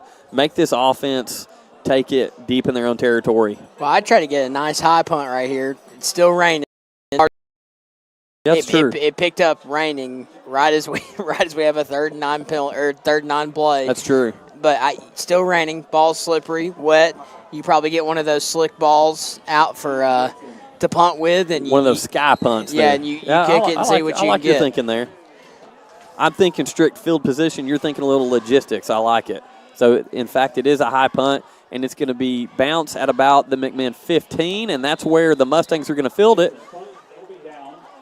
So 44.8 seconds left. McMinn is going to take over at the 17-yard line where it'll be 1st and 10 Cherokees. So if the Mustang defense can hold strong here, we're looking at a potential tie ball game going in the half. If they can keep trend with what they've been doing all night tonight, we might see a turnover. I would venture to say with all the turnovers, McMinn right here just plays it safe and tries to get into halftime. Just trying to get a little conversation going here, Jake. I've talked to you all night long. I'm trying to go home. Right. I'm just kidding. So, McMinn, single running back set. Miller hands it off to the outside. He's going to have a gain of about 5, and he stays in bounds, so that clock will roll. 36 seconds. And so it looks like McMinn is going to take a timeout, another Taziki's timeout here with 32 seconds to go, and they've got the ball marked, it looks like, at their own 24-yard line. So they might be trying to get something together here, trying to march downfield with 32 seconds to go. Once again, this Taziki's timeout. located on right off Pawhuff Parkway at the Target Shopping Plaza. So, yeah, kind of interesting time out there. You're risking turning the ball over in your own territory Again. Something that they've made with time on the clock. They've made a habit of doing that tonight. So we've had 4 turnovers in the first half by McMinn and could be looking at potentially 5. Got a Billy Haney Meat Company scoreboard update here. Bradley 14, Farragut 14 in the third quarter. Bradley's trying to get over that Farragut hump. I'm pretty sure they've lost 12 straight. It's either 11 or 12 straight to Farragut. I was thinking they got over that hump last year, but I think you might be right. I think they lost by 2. I'll look that up for us during halftime. So 26 seconds to go now after that play. That's going to be a McMinn County first down on that run to the far side of the field. 26 seconds to go. First and 10 McMinn from what looks to be about the their own 27-yard line. So 26.8 seconds, 14-14. McMinn County up on the ball. Hard count, no takers. McMinn, 3 receiver set here. Ball snap, quick throw outside. Kind of a screen pass. Had some blockers out front, but caught from behind by the Mustangs. And McMinn, what they're trying to do here is just nickel and dime their way down the field with these quick passes to the outside. Maybe trying to take a shot. Yeah, trying to keep the ball near the sideline to see if maybe they can do something with short time to go here, as they're now at the McMinn County 38-yard line is where they're going to spot that one. So 20 seconds to go here in the first half. 14-14 ball game. It's 2nd and 1, Cherokees. So Cherokees ball snap, hand it off, and he's going to be caught and for a loss. And that was number 22, Miles Mann, on the tackle for a loss. So once again, Miles Mann impacting the first half of this game. So now it's going to be 3rd and 2 for McMinn with 13 seconds to go from their own 36-yard line. So another timeout by McMinn, 13.5. I believe that was actually a Walker Valley timeout. No, I'm not. Okay, we're messed up down here. We thought it was Walker Valley. So that wasn't McMinn. Jacob was correct. That was a McMinn timeout. So McMinn, trying to get into range to take a shot here. Maybe for the end zone. Not sure. Not really a passing team. Maybe they think they can break one out. But, when you've got 4 turnovers, every time you take a timeout, you kind of hold your breath hoping that you don't do something that'll hurt you, because Walker Valley will take over in the second half. They'll start off with the football. So ball snap, quick throw again. Same play as last time, and it's bobbled, tipped over his head. So now McMinn with 9 seconds to go here in the first half. Score 14-14, 4th and 2, McMinn. So McMinn trying to figure out what they're going to do here.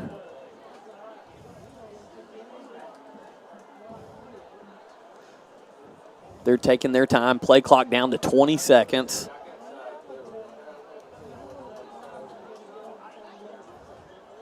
Yeah, right here I feel like you just got, with 9 seconds, you've got to – they're going for it 4th and 2 here. So McMinn in the same set they've been running this whole drive. 2 wide receivers here to the near side, 1 to the far side. It looked like they might have tried to go hard count there. Mustangs. Last timeout by McMinn County here. So that was McMinn's timeout. We're going to take a 30-second break, and we'll be back. Well, there's nothing to say. They've taken like 15 timeouts.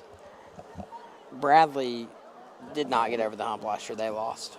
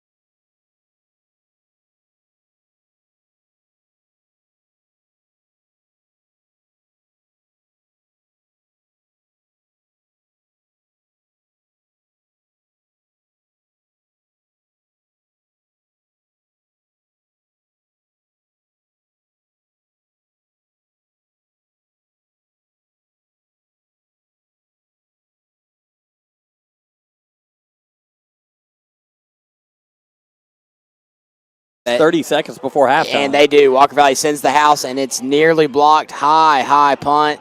Going to take a bounce at the 40, and that is going to take us to the end of the the end of the second quarter. And your score, Walker Valley 14, McMinn 14.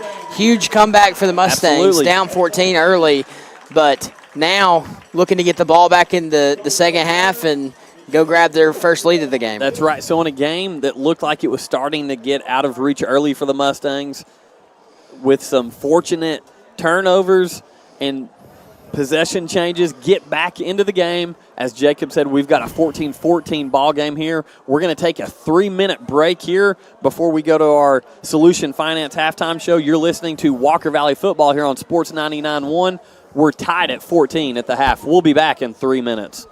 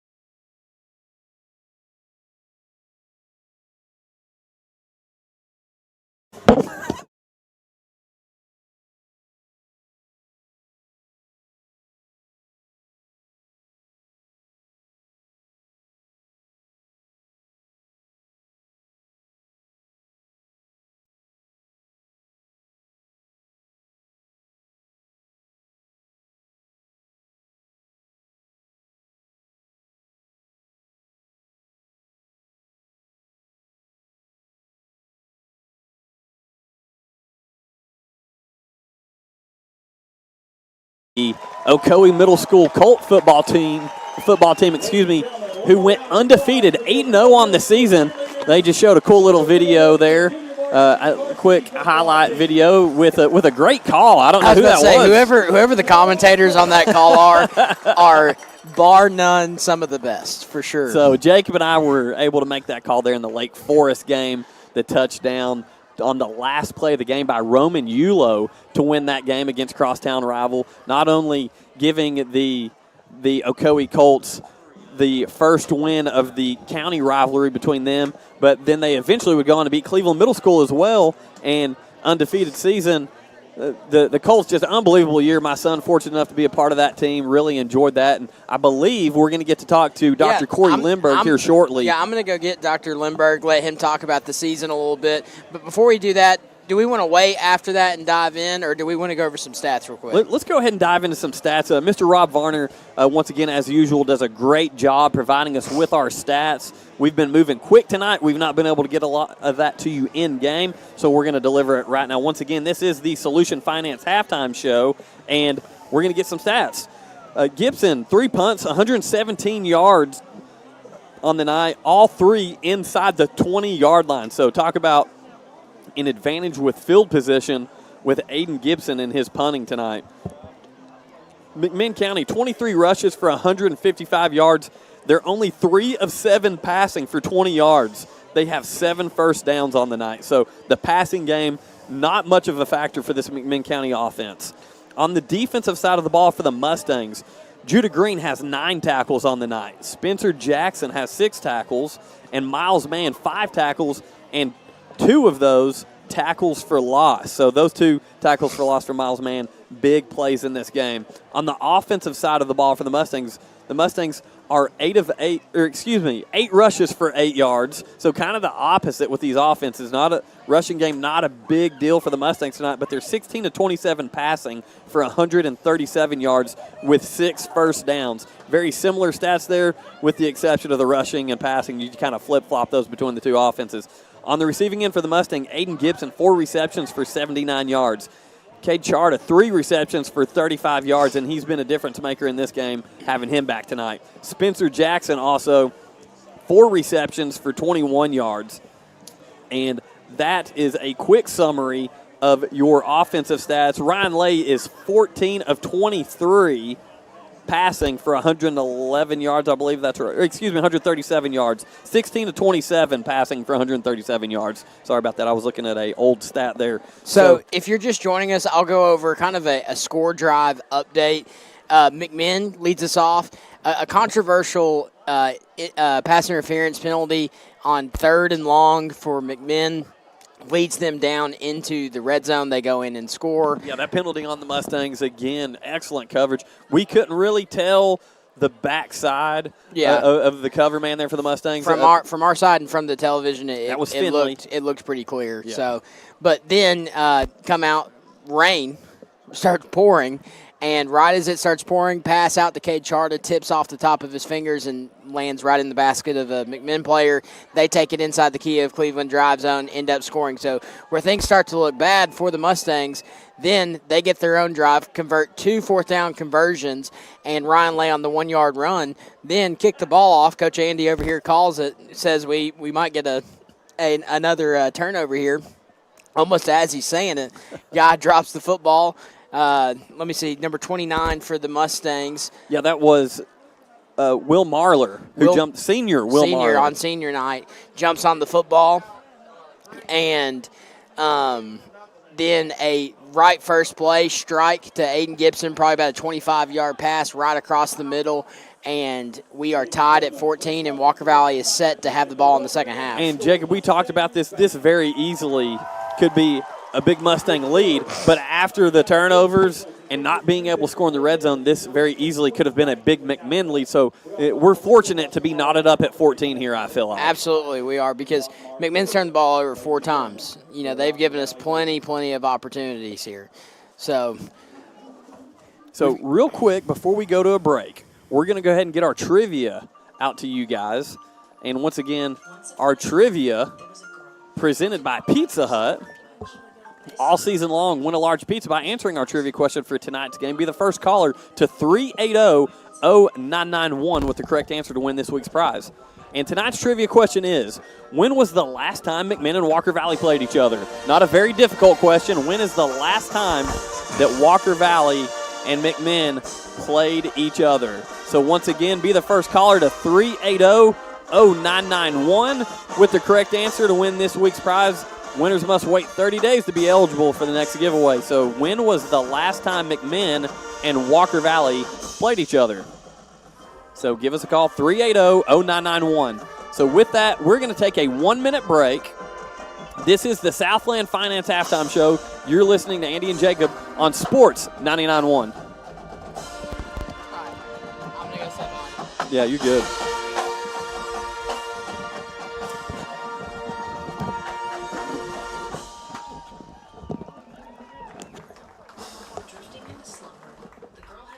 So we just went to a 1 minute break. So Okay. I'll let you know when we're at about 30 What do you want me to talk about? We'll talk about the 8-0 Ocoee season. Yeah. You can talk about just the culture with Okay. all athletics at the school. Yeah. However, Cool. I mean, Cool. a lot of kids on that football team, multi-sport athletes. Cool. We'll just like we're talking to each other, we'll have fun with it. Yeah. Got you.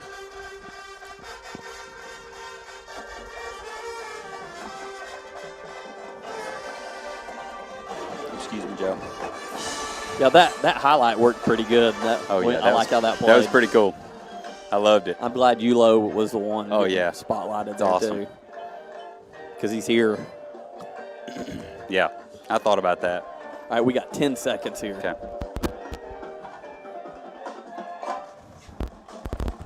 Welcome back to Sports 99.1, your exclusive home of Walker Valley football, supplied all season long by a wholesale supply group, open to the public. This is the Southland Finance Halftime Show. The score currently at halftime, 14-14. Walker Valley and McMinn in a wild one in the first half, a lot of turnovers. So with that, I'm going to go over to Dr. Corey Lindbergh, principal of Ocoee Middle School, who just so happens to be the PA announcer here on Friday nights at the McKenzie Athletic Complex for the Mustangs. And Mr. Lindbergh, Dr. Lindbergh, you do an excellent job on the PA. I've had so many people text us during the broadcast that can hear you, and they say, hey, whoever your PA guy is, he does an awesome job. I appreciate that. That's Dr. Lindbergh. That's who that is. Man, it's a lot of fun, and it's cool getting to see a lot of our former students. You know, you and I having the privilege of being at Ocoee Middle every day. It's really cool to see a lot of our former students out here playing, and honestly, you and I both like to talk about sports. So that's right. You being on the radio, me being on the PA, it's a blast. So I appreciate it. Thank you. And with Ocoee Middle School football specifically, 8-0 on the season. Yeah. I had the privilege for the first time, my son being a first-year football player, getting to kind of be up close to the program and see that historic year for them going 8-0.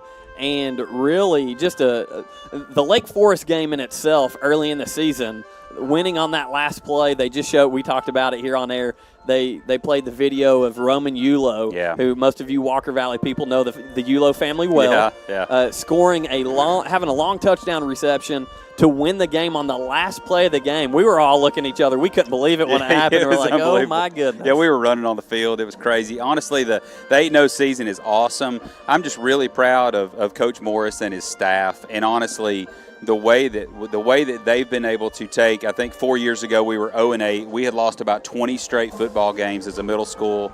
And really just we had too many great athletes in the building for that to happen. Absolutely. Coach Morris has really done a great job building that program back to where, we had 40 or 50 players on the roster. Now we're up to like 90, 100 kids on that roster. And really just a lot, just like Maddox, your son, like just a lot of multi-sport athletes. We've got wrestlers, we've got track athletes, we've got baseball players, basketball players, and really just getting those guys to buy into, hey, I don't have to be just a wrestler. I can be a wrestler and a football player, or I can be a baseball player and a football player. And so really just getting our best athletes on the field has been a huge thing. And then obviously our coaches, man, they've all had big-time playing experience. A lot of those guys played college ball. They understand what it's like to win, but they also understand what it's like to coach middle school athletes. Absolutely. Like, these are just young men who are developing. And so I really just love the atmosphere that they're bringing in. And athletics in general, if I could talk about that for a second. Absolutely, go ahead. So not only 8-0 season for that, but I think all of our fall sports combined, we looked the other day, we had 5 total losses. You talking about tennis, softball, cross country. Her dream was the safest of havens. The girl discovered that troubles from the real world had snuck in, and that a good dream can easily turn a lot of into a those, nightmare. like softball winning the regular season CTAC championship, tennis winning.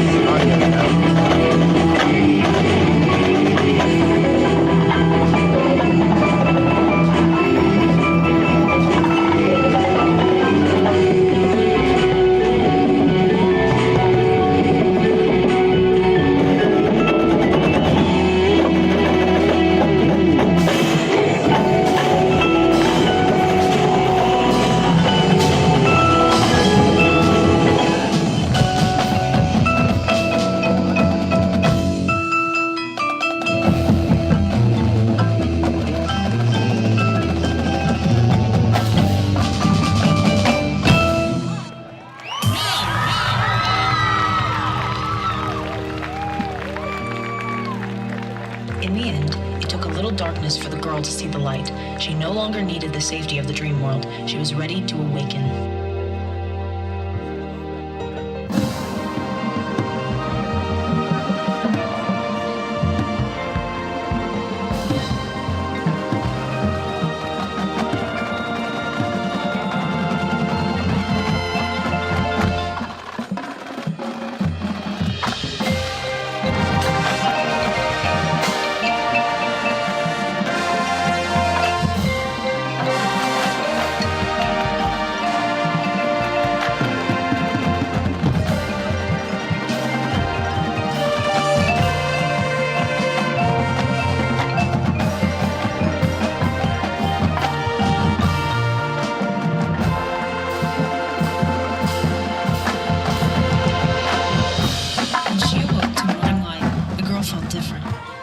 She knew the self she longed to be was not a dream at all. It was her future self waiting to become a reality.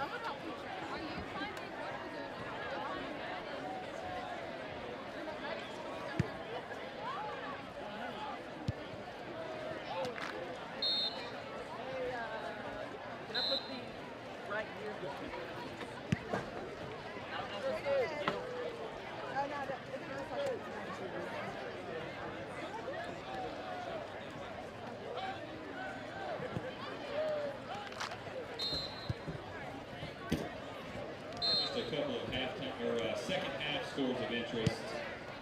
Farragut leads Bradley Central 21-20 in the third quarter, and Cleveland leads Bearden 10-7. There's a couple local scores of interest as we get set for the second half of football here in a big region matchup at the MAC.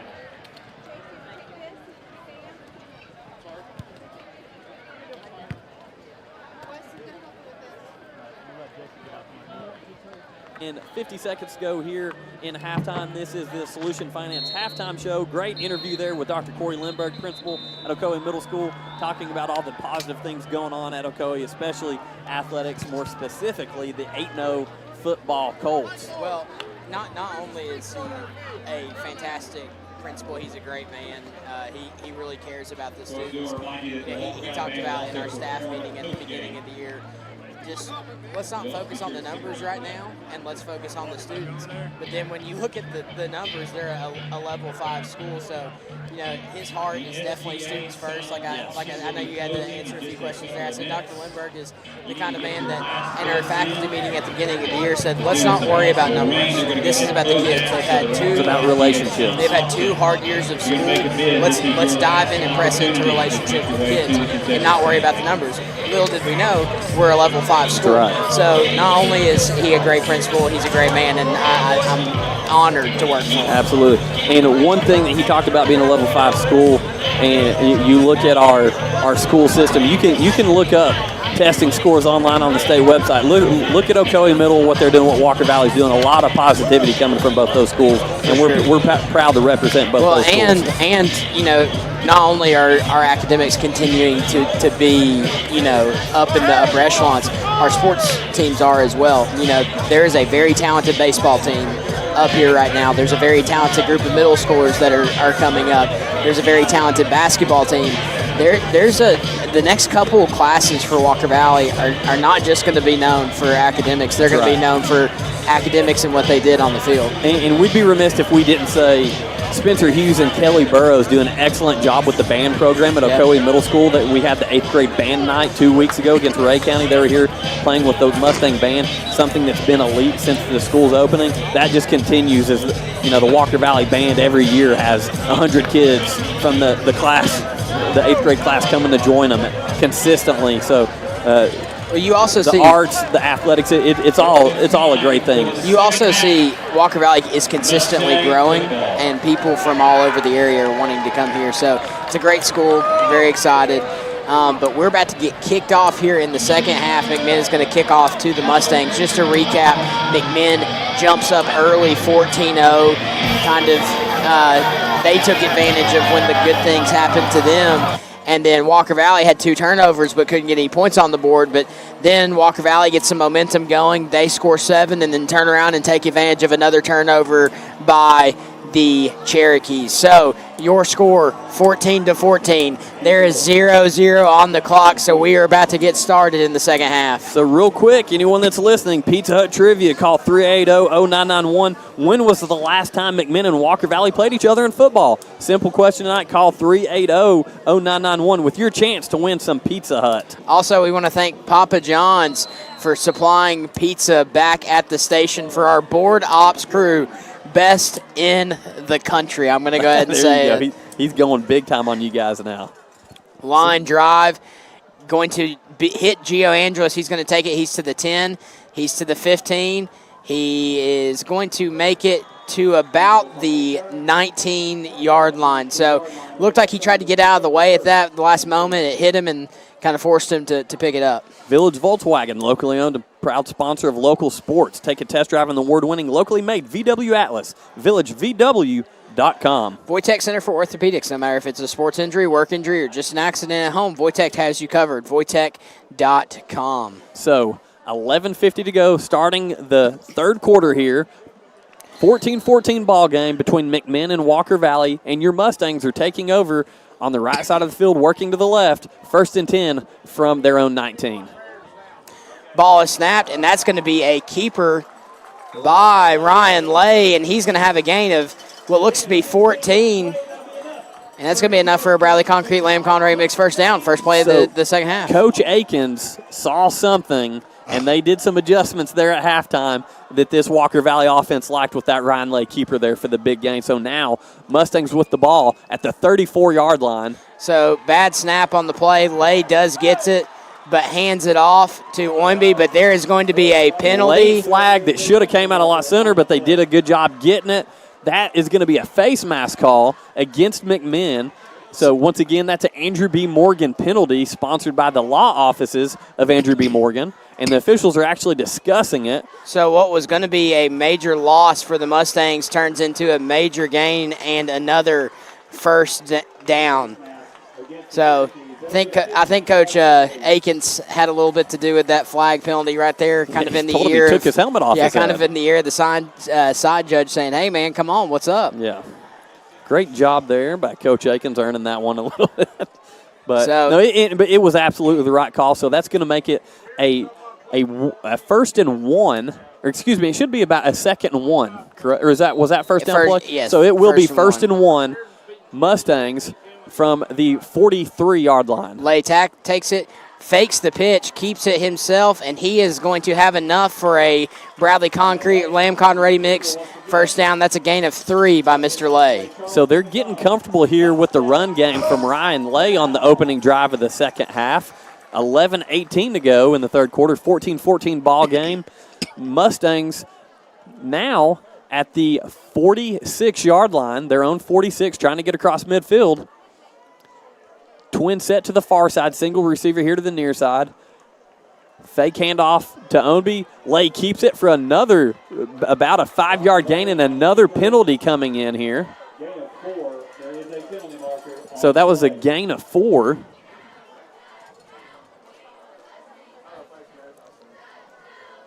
So it looks like we have a winner. So those of you that are trying to get through, that line's been cut off because we have a winner. It's Thane Harris of our trivia question. So congratulations, Thane Harris, the winner of our Pizza Hut trivia. And the answer to that was 2018. That is the last time Excuse me, McMinn and Walker Valley got together on the football field, as now back in the same region again.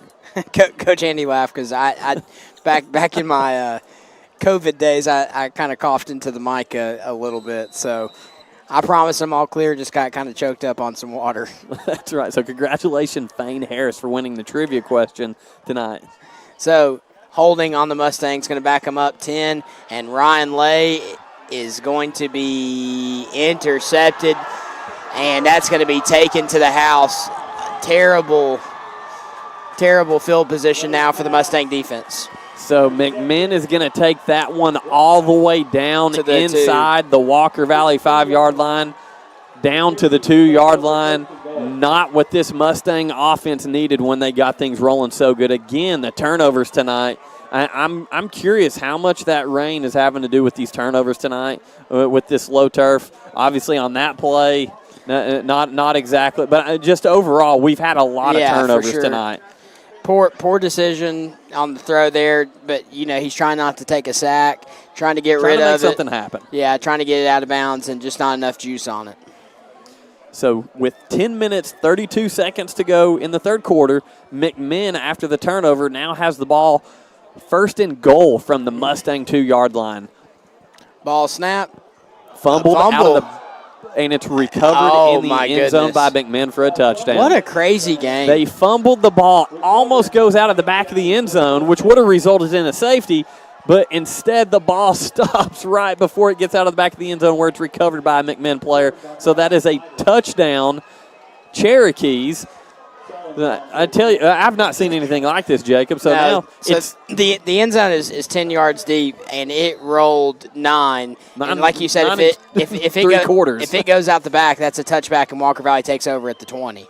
So huge play right there. Right? Yeah, I said safety. I meant touchback. My fault there. So, I didn't even notice. So with the touchdown, McMinn on the board first in the second half. They get the extra point. It is up and good. 21-14 McMinn to open up the second half of play. You're listening to Walker Valley Football and Sports 99.1. We'll be back in 30 seconds.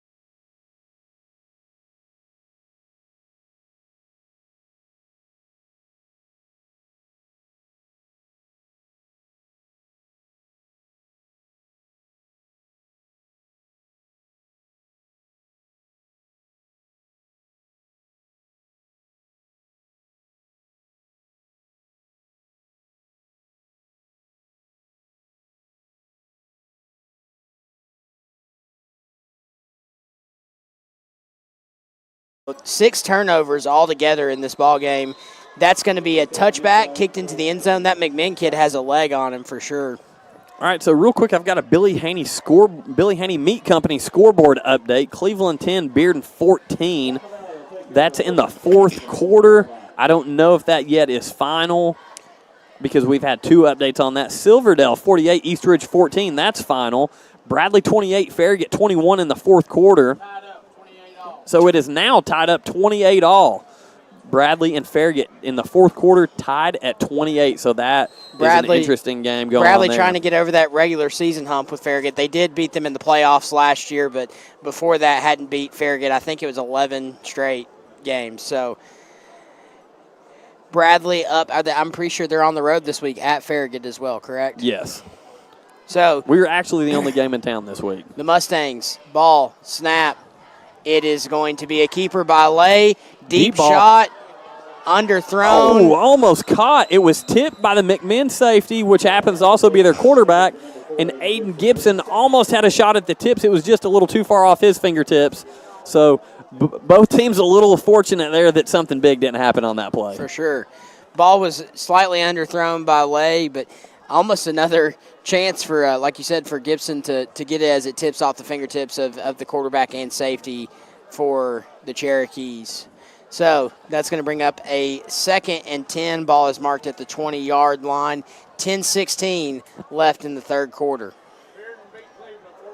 So Bearden beat Cleveland. That's a final 14-10. Ball snapped over Lay's head, and Lay's just forced to fall on top of it. And he's going to fall on it down at about the 3-yard line. So now the Mustangs with their backs against their end zone. So that's going to be a huge loss.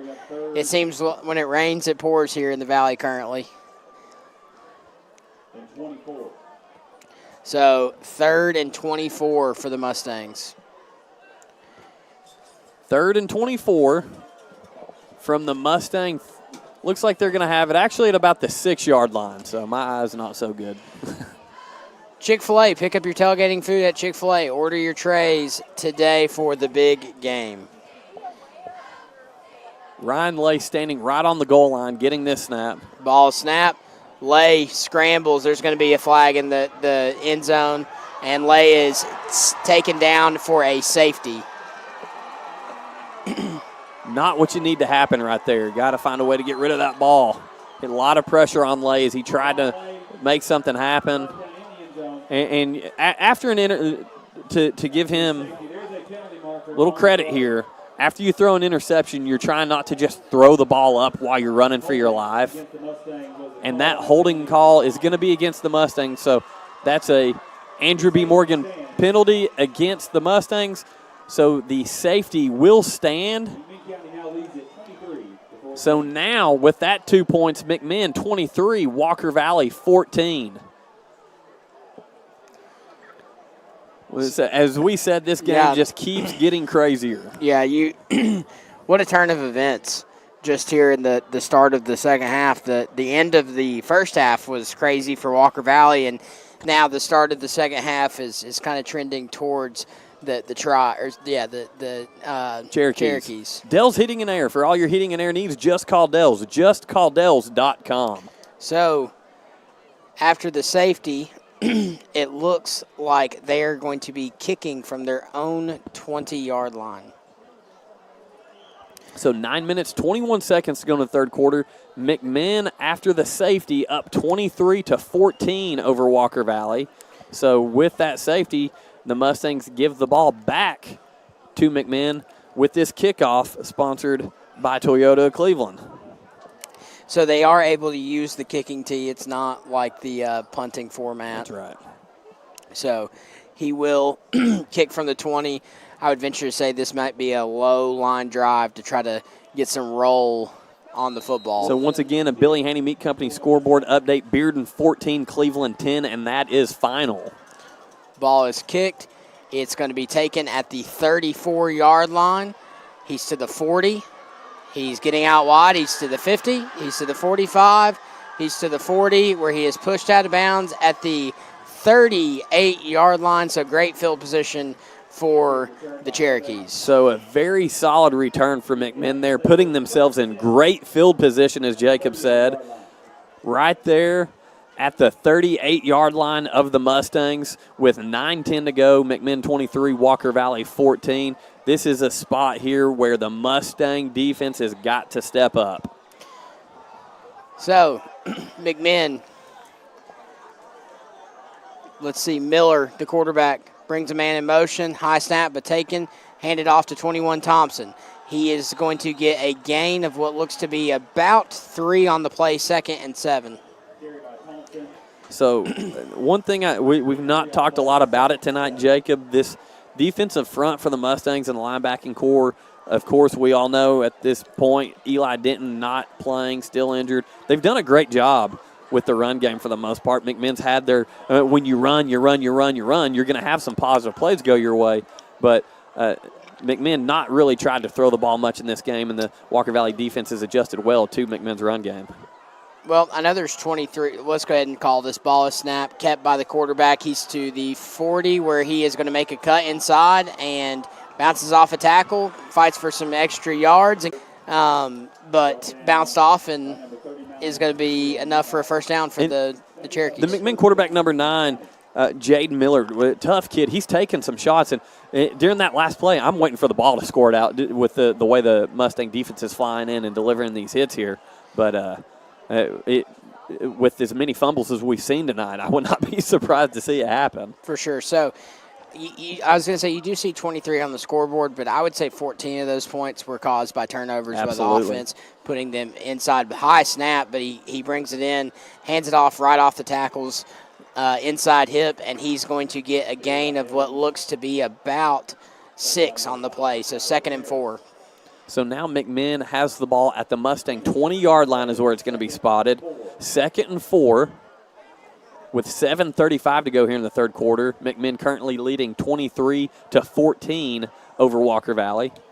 Yeah, when this defense has had opportunities, to have a couple 3-down sets, they have made the stop that they need to around midfield. Ball is snapped. Quarterback keeper looks to throw. He's going to throw it out wide where he is met for a gain of about 3 on the play. It's going to be close to the first down marker. Great job by Gio Angeles. As soon as the receiver catches that ball, Gio locked up with the ball, trying to strip that ball loose, but was able to bring the receiver down. And I like the mindset they're going after that football. Yeah, so RPO right there. Quarterback decides to keep it and then throw. And he waits till last second on those RPOs. He gets right to the line of scrimmage and lets go of that ball. And that's hard to defend with a guy that's capable of doing that. It's kind of like a Pat Mahomes type Absolutely. look.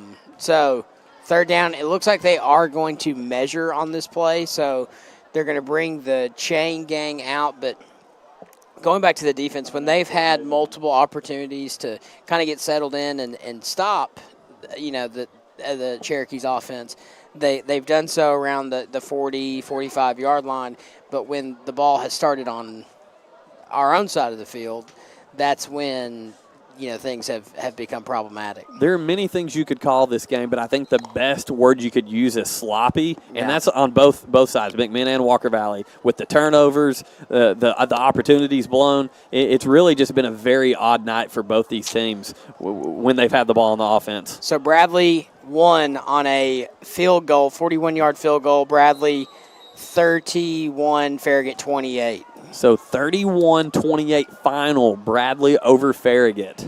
Ball's handed off up the middle, and he is going to have enough for the Bradley Concrete Lamb Conray mix. First down, that was number 17 of the Cherokees, Evans, 5'6", 121 wide receiver. So that ball is going to be spotted at the Walker Valley 10-yard line. McMinn looking to get another score here early in the second half. Ball snap, handed off. He is tackled for a loss of 1.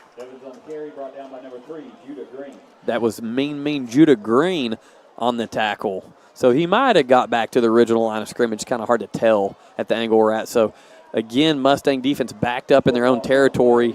It is going to be a loss. It's 2nd and goal from about the 11-yard line.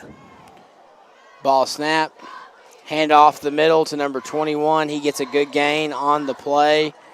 Looks like a gain of about, I'm going to call it 6. Third and goal from the 6-yard line. Yeah, I believe you're right. They're spotting the ball just a little bit past the 5-yard line. That's good vision there from Jacob Mason, who likes to throw out that I'm older than him all the time. So he's got the good eyes. He spots those. He's not older. He's just much older.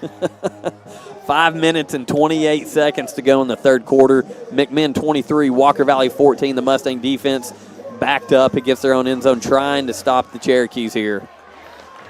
Ball snapped. Quarterback keeps it, scrolls out, looking to pass. He throws. Incomplete. Thrown behind the would-be receiver. So a big incompletion. It's 4th and 6 now for McMinn.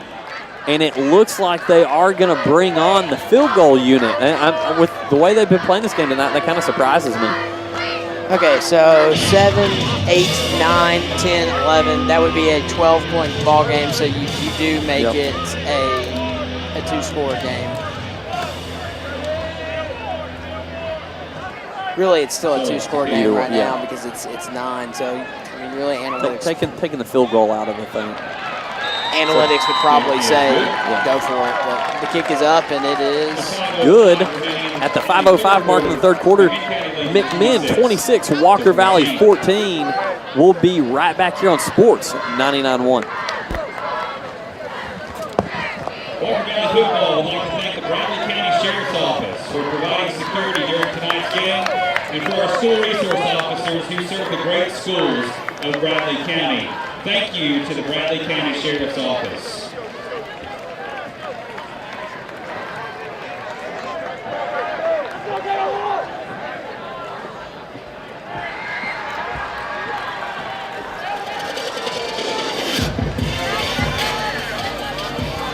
Also want to thank First Baptist Church, the biggest career sponsor of Walker Valley Athletics. Once again, thank you to First Baptist Cleveland for your support of Mustang Athletics.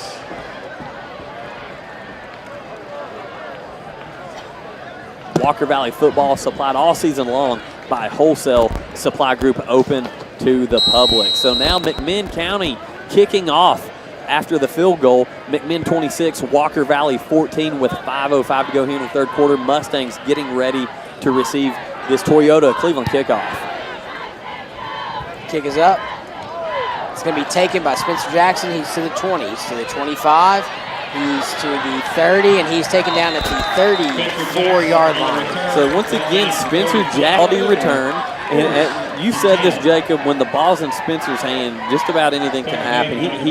We've seen him transform. We've talked about this earlier in the season, from more of a quick, speedy guy to now he's put a lot of muscle on over the offseason. He's turned himself into more of a powerful runner, so he's able to break those tackles and not just rely on getting outside and using his speed. He's really done a good job becoming an all-around player, and they've used him obviously at running back and as recently at the wide receiver position, defense in the secondary, and on special teams. So Spencer Jackson's been doing it all for this Mustang team. For sure. Low snap to Ryan Lay, recovers, ball thrown, strike, incomplete. And that is going to be a pass interference. That's a good call there by the officials. The would-be receiver, that looks like Cole Harbison, number 12, was wrapped up just before the ball got to him. So that, well, the officials are discussing. I want to make sure I'm not getting ahead of myself here. It is pass interference on the defense. So once again, that penalty sponsored by the law offices of Andrew B. Morgan. So now that's going to move the Mustangs up, and the ball's going to be spotted at around the 50-yard line. Right near at the Mustang 49-yard line is where they're going to spot it. That's going to result in a first down, fresh set of downs for the Mustangs at midfield with 4:48 to go here in the third quarter. McMinn 26, Walker Valley 14. So Ryan Lay, snap, hard count, no biters, looks over to his head ball coach. Twin set to the bottom of the field, single receiver set to the away side. It looks like Spencer Jackson is the running back. Ball handed off to Jackson. He's going to go off tackle, nothing cooking. He is stuffed at the line of scrimmage, and taken down for a loss of 1. So if you were listening at halftime, at the beginning of the halftime show, the Mustangs' first half, very one-dimensional. Everything was through the air for the most part. They come out and find a little bit of a spark in the run game with Ryan Lay at quarterback early in the second half and kind of got that going. The turnover happens. That kind of, just messes everything up. But now we're seeing Spencer Jackson back in at running back from the receiver position, trying to get the run game going. And that's something that the Mustangs the past few weeks has had trouble doing. So let's see now on the second 11 play what Coach Akins has got dialed up. Ball snap. Ryan Lay scrambles, throws, complete to Charter. Gain of about 3 on the play. It's going to be 3rd and what looks to be 10. About 10, that's right. So 3 minutes, 42 seconds to go into the third quarter. Kind of going back to that passing game. Tyler Parrish checking out of the game. So it looks like you're going to go trips to the home side. You've got Tristan Mccann, Cole Harbison, and Cade Charter in the slot. And then the single receiver, number 4, Gibson. So 2 plays, I say you look at Gibson trying to get to the sticks and turn around, or Cade Charter on the post here. Ball snap. Late. Throws it, overthrown. And that one was intended for number 28, Cade Charter. McMinn is going to take over. 1st and 10 from the... So that was 3rd down, Coach. Okay, they had it 4th down on the board. That had me messed up a little bit. So now it is 4th down, 4th and 10. So the Mustangs will be punting. We haven't really talked about this. They run a 2-back set for the Cherokees, kind of give you 2 options. You got the speedy number 17. Help me out, Coach. Number 17 for the Cherokees. That is Evans, Davian Evans. And it's going to bounce in front of Evans' feet. He's going to let it roll to the 10. And that's where the Cherokees will take over after the Cleveland Utilities power play. So with that, 2 minutes, 57 seconds to go in the third quarter. McMinn 26, Walker Valley 14. And we're going to stay right here with you guys as we're preparing to go to a break there. The McMinn offense getting out on the field quick. So sorry there for that confusion on the downs on my end. Didn't mean to scare you guys. Well, we were able to get off a good punt, 4th down. They messed it up on the they had to redo it on the line stick as well as the scoreboard. So trusting our eyes over here, and they let us down a little bit. So now this McMinn offense getting it started. Quarterback keep ball. Okay, quarterback had possession. It looked like he handed off to the receiver or to the running back, and I saw the running back without the ball. So that was a quarterback keeper. I think there might have been a little confusion on the exchange there. The quarterback kind of just went straight down. I think there's miscommunication between him and his running back. So loss of 1, 2nd and 11. Miller back with what looks to be 21, Cody Thompson. 2:28 to go here in the third quarter. McMinn 26, Walker Valley 14. 2nd and 11, McMinn from their own 9-yard line. And McMinn is in no hurry here. 9, 8, 7, clicking down the play clock. Ball is kept, and he's going to be sacked. Dropped down by number 22, Miles Mann. Miles Mann in the backfield once again.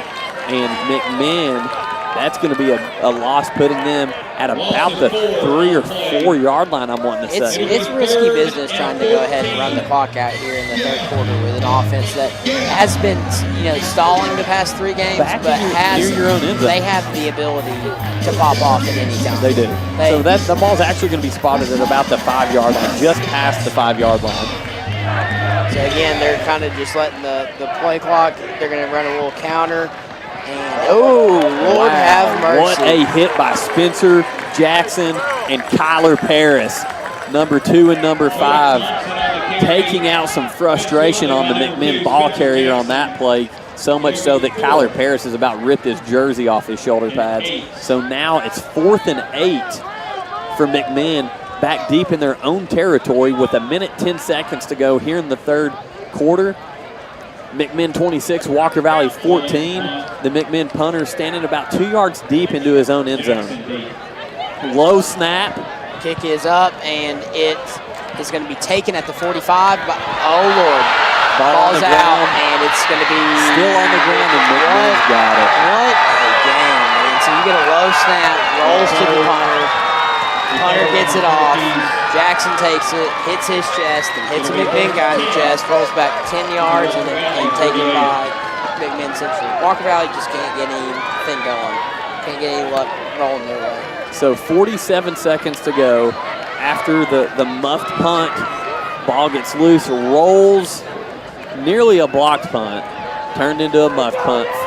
Ball's on the ground. McMinn takes over just across midfield at the Walker Valley 48-yard line. So ball is snapped, handed off up the middle, gain of about 3 on the play, 2nd and 7. So, I mean, these aren't technical turnovers, but if you look at the Mustangs, 2 failed 4th down conversions, a safety, 2 interceptions, and a muffed punt. So I'm not very good at math, but that's a lot. That's right. 22 seconds to go here in the 3rd quarter. That last play was Jackson Gibson getting the tackle for the Mustangs. Clock ticking down to 12 seconds. McMinn taking their time, trying to get this ball game into the 4th quarter. And I think that's going to be the end of the 3rd quarter. So at the end of the 3rd quarter, your score, Walker Valley 14, McMinn 26. You're listening to Sports 99.1. We'll be back in 1 minute. Mustangs would like to thank Publix on Mouse Creek Road and store manager Andrew Dismore for their superior support of Walker Valley football. Thank you once again to Center for Sports Medicine and Orthopedics, Charter Trainer Randy Wilkes, for providing exceptional first-class care for all of our Mustang athletes. We'd also like to thank Old Fort Restaurant for supporting our Mustangs by being a key supporter during our annual fundraising golf tournament. And thank you to Bradley County EMS for always being ready to assist with emergency transport by attending all of our games. Thank you to Bradley County EMS. And finally, thank you to our fans and families for everything you've done and the encouragement you've offered Walker Valley football through fundraising, ticket sales, and donations. Walker Valley football appreciates your support. Today's game day sponsors are Old Cleveland Baptist Church, Banning Family Night Clinic, McDonald's in Charleston, and Old Fort Restaurant. Thank you to these local businesses for your support of Mustang football. Gold and white, yeah, Walker Valley, let's fight. Blue, gold and white, yeah, Walker Valley, let's fight. Blue, gold and white, yeah, Walker Valley, let's fight. Oh yeah.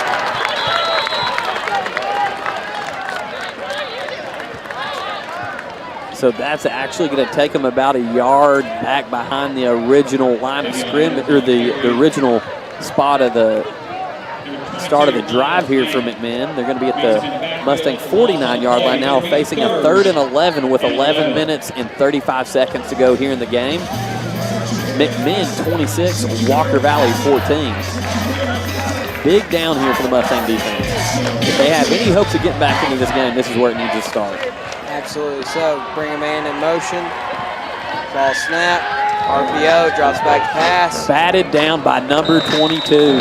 I think he got a piece of that. Yeah, he definitely got a piece of it. It looked like it was batted down that ball. Did get downfield though. Miles man causing some chaos in the backfield. So 4th and 11 for McMinn. They're bringing on their punting unit.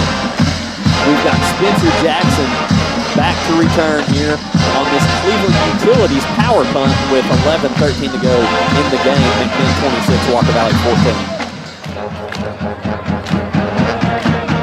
Also see Day Sims. So playing coverage there in the middle of this return. Spencer Jackson, back deep, punt. It's going to be short of him. Take a good bounce for the Cherokees. It's going to be down inside around the 5. So Walker Valley will take over at the 5-yard line. Big swap of field position here for the Mustangs. So with that, we're going to take a 30-second break. You're listening to Walker Valley Football on Sports 99.1.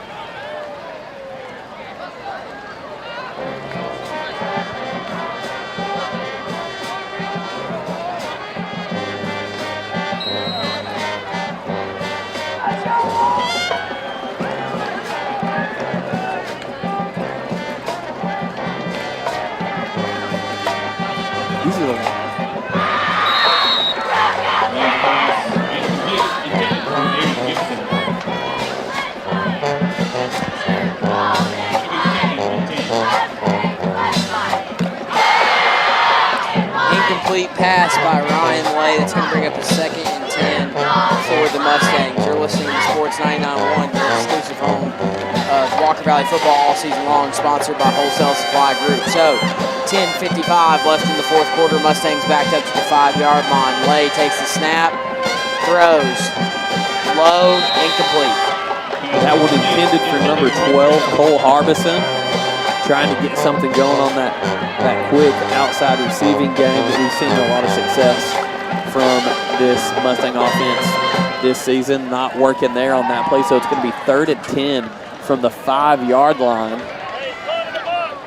Tristan Mccann coming off the field, looked like he was cramping up a little bit. They're going to send out Cade Charter. So, 3rd and 10 from the 5.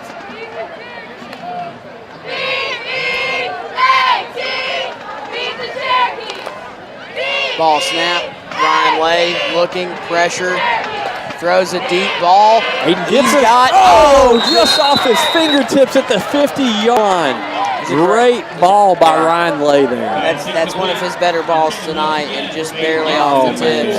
Kind of looked like Gibson maybe lost it. I think it surprised him a little bit too that Ryan was able to get rid of that ball the way he was running around for his life back there in the end zone once again. So now it's 4th and 10 from the 5-yard line for the Mustangs. And Aiden Gibson, who just ran a long way, has to run back. That's a 100-yard sprint, really. To punt this football. That's about a 100-yard sprint. Runs all the way down to the 45, and then has to run all the way back. So ball is snapped. Kicks, it's blocked. Is blocked out of the back of the end zone. So that is a 2 safeties in this game. That just goes to show you how crazy of a game that this has been. So now McMinn 28, Walker Valley 14 with 10:35 to go here in the game. McMinn will be getting the ball back after that safety. And this is one of those things where when Walker Valley was able to tie the game 14-14 before half, you felt like things were going to change. And it just kind of feels like more of the same of what's happened to this Mustang team over the past couple of weeks. Over the past 3 weeks, really. Yeah, with the bye week. Mistakes that just absolutely are killers. They're daggers. And, two safeties in the ballgame. I mean, if you count the turnover on downs and you count the safeties, that's 4 there. You've got 2 interceptions and a muff punt. So 7 turnovers for the Mustangs. But then you've got McMinn on the other side who has 5 turnovers, 4 turnovers. So, 11 turnovers in the ballgame. So Mr. Rob Varner just informed me that was the 9th total punt of the game. There's been 9 punts. So the Mustangs will be kicking from their 20 again. And see that, that's as good. Why it's as good as a turnover is they get 2 points off of it, but then they turn around and they get the ball back and normally in pretty good field position as well. So things just not going right for the Mustangs tonight.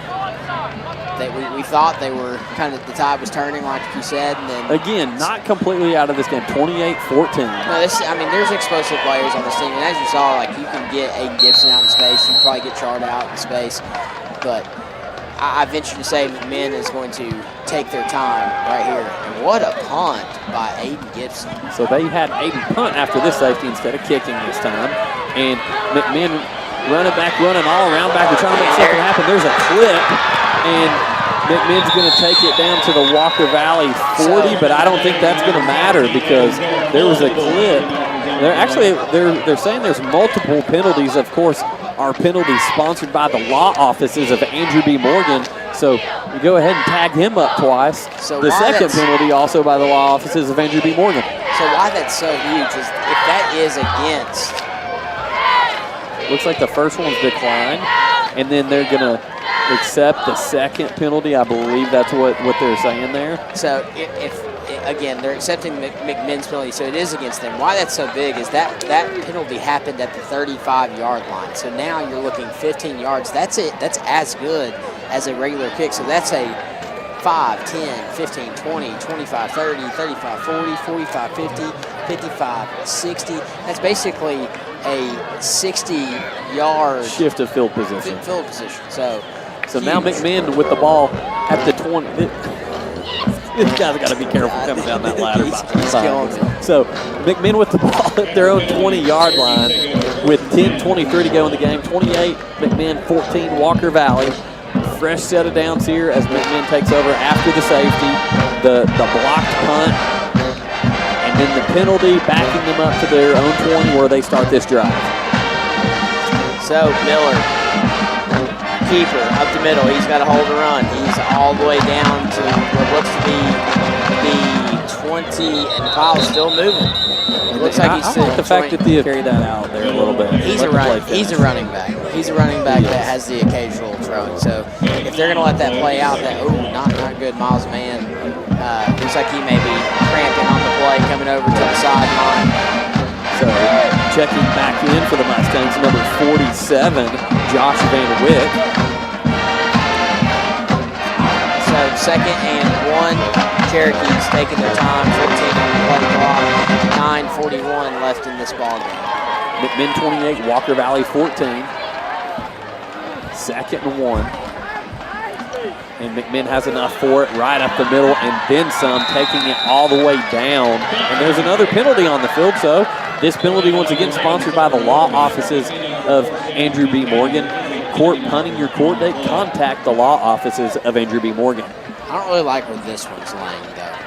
Yeah, I'm wondering if maybe there was a face mask as they brought him down. I'm not exactly sure. We're waiting on the call here from the officials.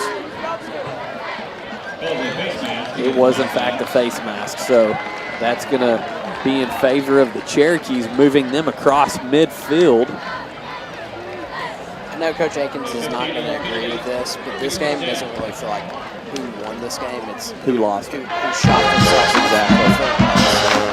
Tonight it just feels like we've shot ourselves in the foot. So McMinn now with the ball on the Mustang, 42-yard line. 1st and 10.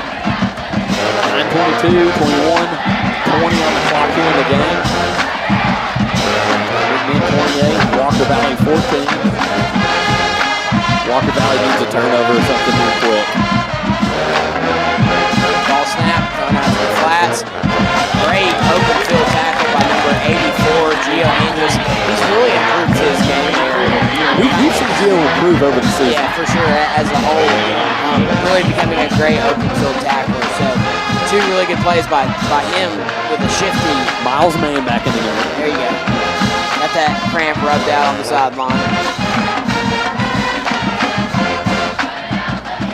I tell you who's been quiet tonight. Mr. Jordan McElhaney usually contacts the program. He's in Athens. Oh, okay.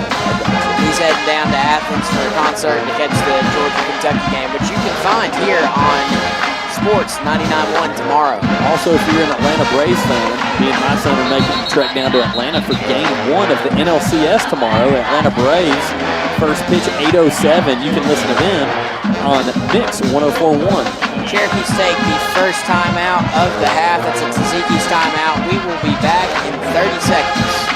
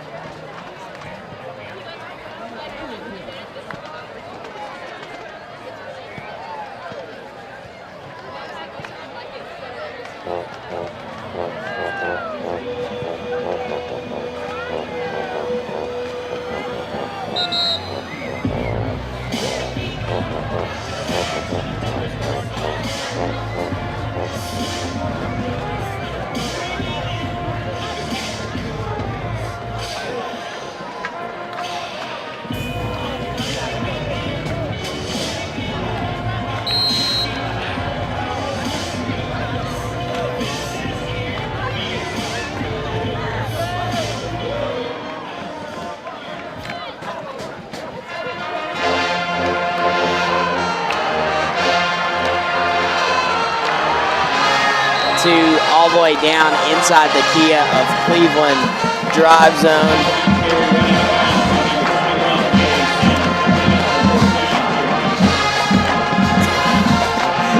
Sorry, we're chuckling up here just because there's one of the students up here is cracking us up. He's been a a pleasure of entertainment and a tough game so far. So McMinn taking over at the 17-yard line, 1st and 10 after the Bradley Concrete and Lamcon Ready Mix first down. Taking their time, clock down to 8:09.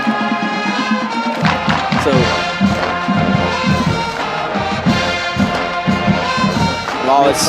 ball is snapped, handed off, outside, tackled by number 22, Miles Mann. So Miles now with 5 of those tackles for loss. Big impact by number 22, Miles Mann.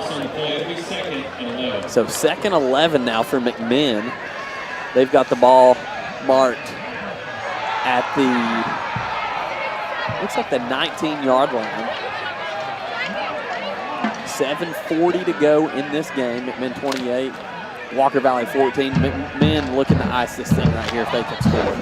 Coach Andy had to pull out his eyeglasses to see what the ball's marked. The ball's marked at the 18-yard line. Ball's handed off.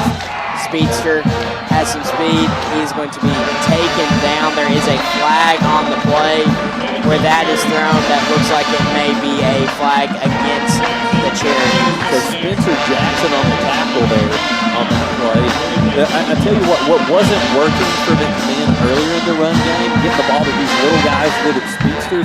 As the games went on, they've gradually been able to open them up outside, utilizing that speed, especially with the misdirection of the quarterback on those read handoffs. Absolutely, the RPO has been pretty dangerous in general for them as the half has gone on. But they are going to get called for a holding big penalty. Play. Big penalty. That keeps Walker Valley in it because now you're sponsored by the law offices of Andrew B. Morgan. Andrew B. Morgan has had his name repped a couple times tonight by both squads. We didn't hear a lot of, especially on the Walker Valley end early in the season. So that's going to bring up a 2nd down and what looks to be 14 from the 21-yard line. 7:07 to go in the game. Ball's hand off. He's going to bounce it outside. He's to the 15, to the 10, tackled at the 9-yard line. So the speedster gets close to the first down, number 17 for the Cherokee.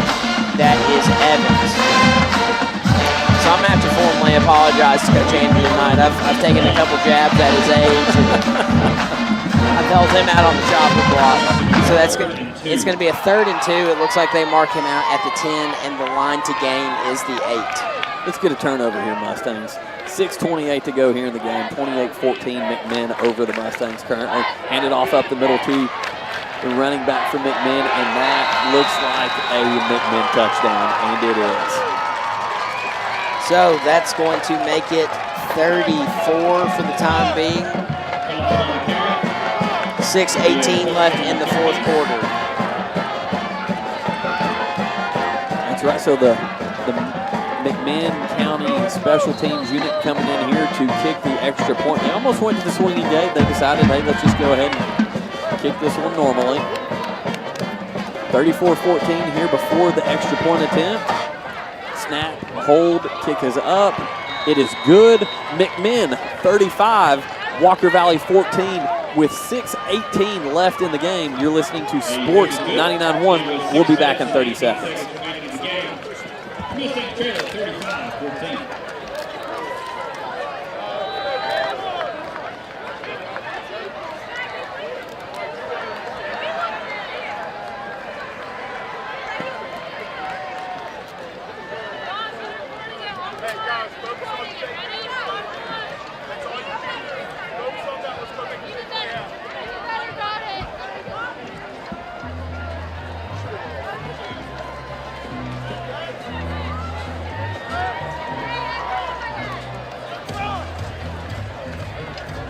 Sims, Jackson, deep for the Mustangs. Salman to kick for McMinn.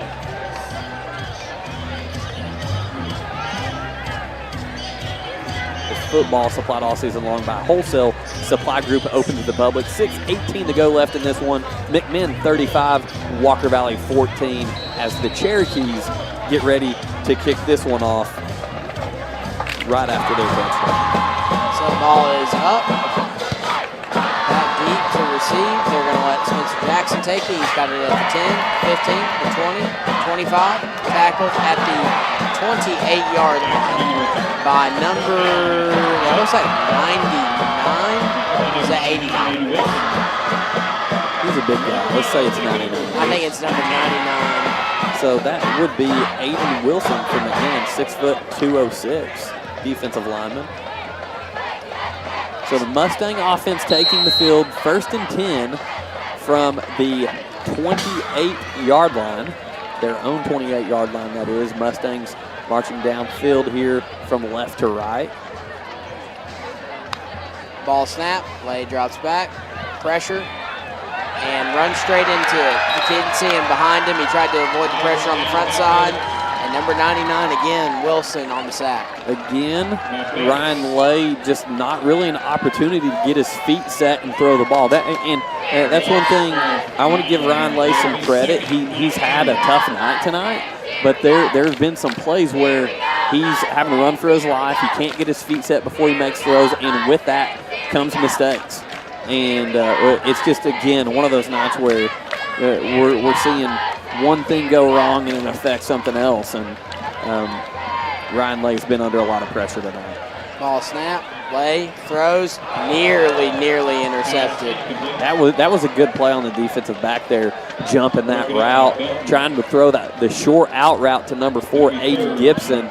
And just as the ball was getting there, the linebacker who kind of bit up on that, tried to make a play on it. Daniel Benton, 5'9", 190, DB senior. So he's playing the linebacker position tonight.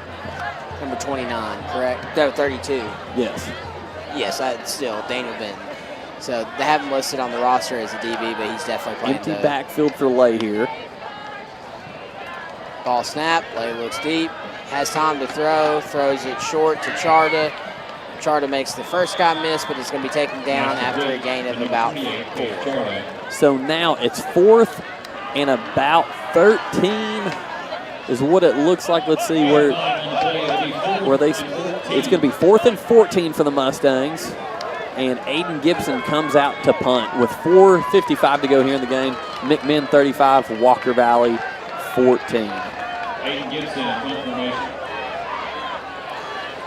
So Aiden Gibson with the Cleveland Utilities power punt.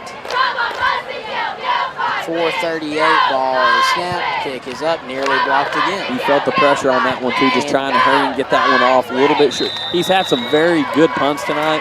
That one is shortest of the night. I'll be honest, I don't know if that wasn't tipped. They might have got a piece of it. They might have got it because not only did that take a weird spin off the ball, it kind of took a flight path left. So that's going to go out of bounds at the 40. What is that, 44? Yeah, the Mustang 43-yard line is where McMinn will take over with 4:29 left in this game. McMinn leading 35-14 over the Mustangs in this region game. So if this holds true, it looks like McMinn will be taking second in the region, getting a home playoff game in the first round. Mustangs will, in fact, then be on the road. Ball is snapped, thrown. He's going to be pushed out of bounds. Well, they will be on the road. You are correct. It'll be a battle between 3rd or 4th between us and Howard. That'll be decided in the last game of the season. And that's something that we really, going into the Ray County game, didn't even see being a possibility for us. We felt really good about our chances going into Ray County. Felt good coming into this game, and the Mustangs just haven't been able to get things on track.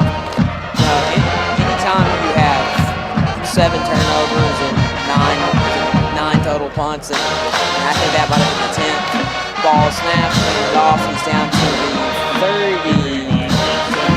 Looks like the 36-yard line is where they're going to mark him down. But anytime you have, when I say 7 turnovers, I'm counting the safeties as turnovers because they end up giving them the ball back after giving them points. Points and the ball sits 2 there. The muff punt, 2 interceptions, and 2 turnover on downs.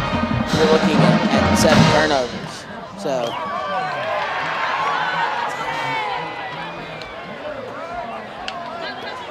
So it's going to be 3rd and short for McMinn. 3:44 on the clock.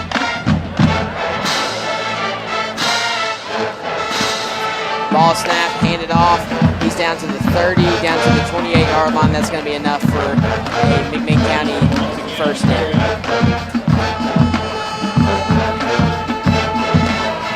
3 minutes, 29 seconds to go in the game. McMinn 35, Walker Valley 14. McMinn looking here just to run this clock down. 3:22 left in the game. You have to give credit where credit's due. McMinn made the big plays to win this game. Both teams, I feel like, just early shot themselves in the foot. And then it was basically like a restart, right? And it really was.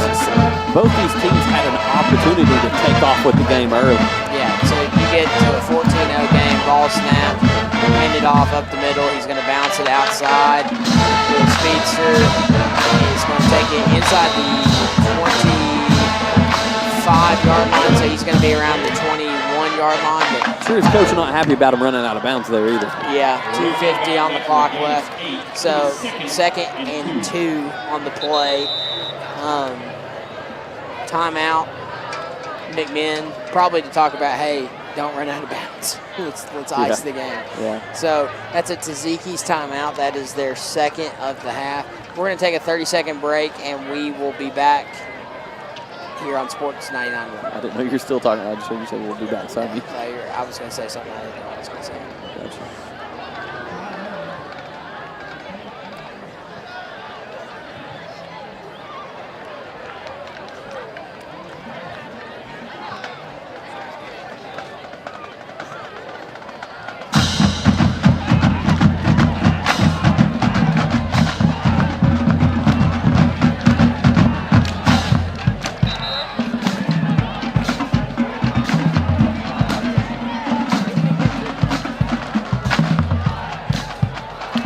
Sports 99.1, your exclusive home of Walker Valley football, all season long, sponsored by Wholesale Supply Group. 2:50 to go in this one.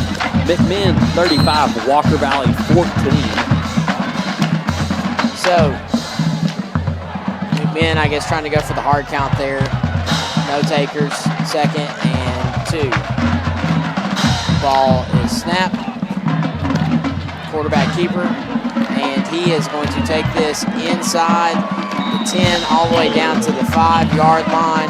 2:40 on the clock and ticking. And I think McMinn trying to rub one in.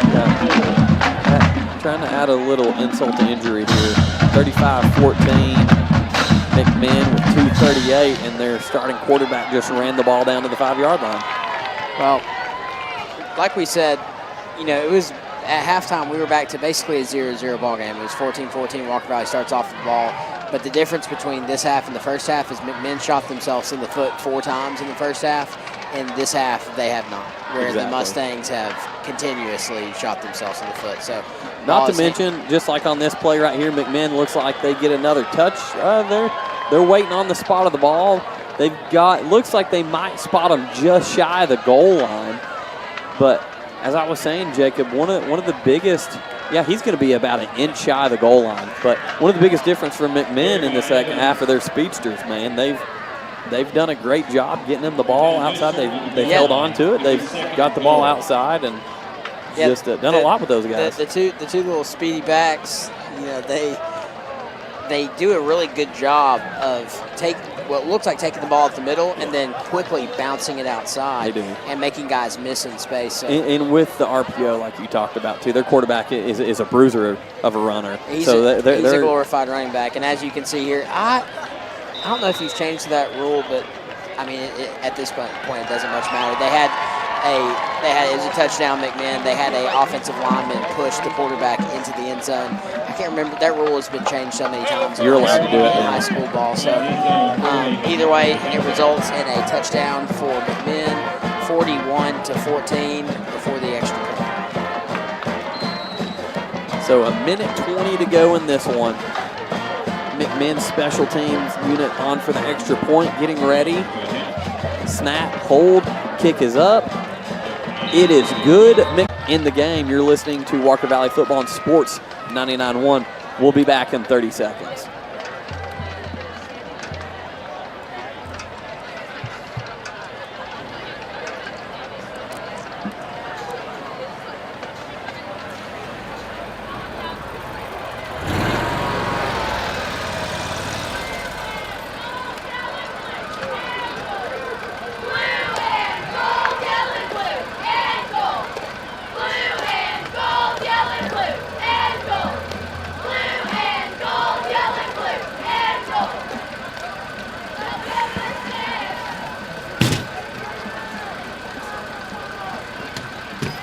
We're back live here on Sports 99.1. It looks like there is a penalty on McMinn, so they will have to re-kick.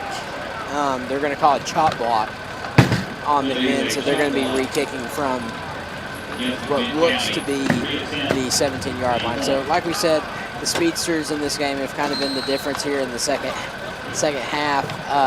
Also the quarterback, running that RPO, and he runs it well. He truly runs the run-pass option. So kick is up. And it is still good. McMinn once again 42, Walker Valley 14 with a minute 20 to go. Walker Valley Football and Sports 99.1 with a minute 20 to go in this one. We're going to take a 30-second break.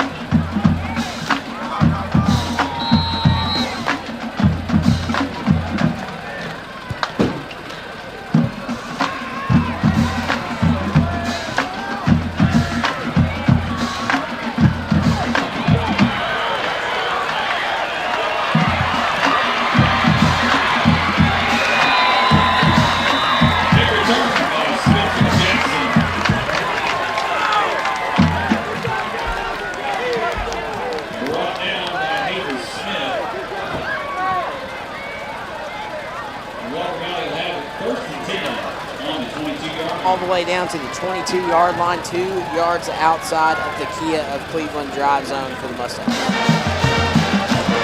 So a minute 7 to go. Mustangs take over. Looking to get another one on the board here. Looking for their first points of the second half here, actually. Really just trying to run a play and feel better on offense, try to get something going here. Haven't really been clicking down here in the red zone as of late, so trying to get some of that mojo back. Ball is snapped, high snap. Ryan Lay looks over. Ball is thrown, caught to number 4, Gibson.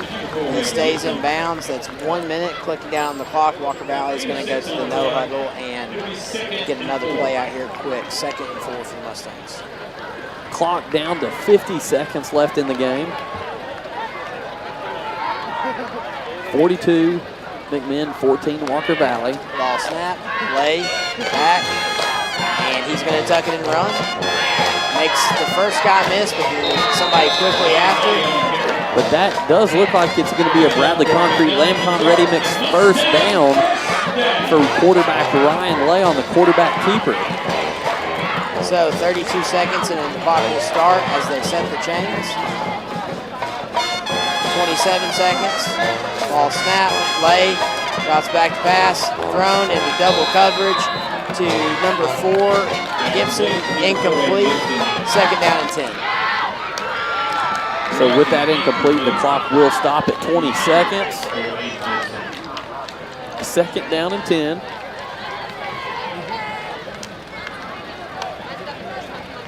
Coach Akins getting the play call.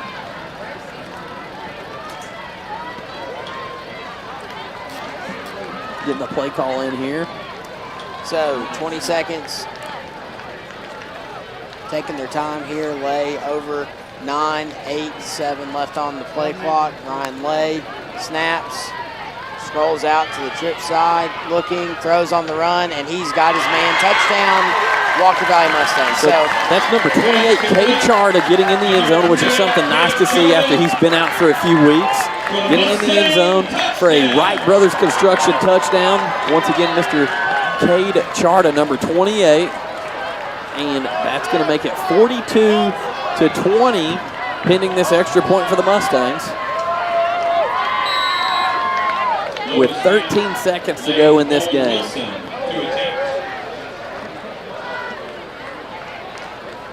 So, kick the extra point. Ball is up. It is good into the band. So your score, 42. McMinn, 21. Walker Valley. We'll be back in 30 seconds.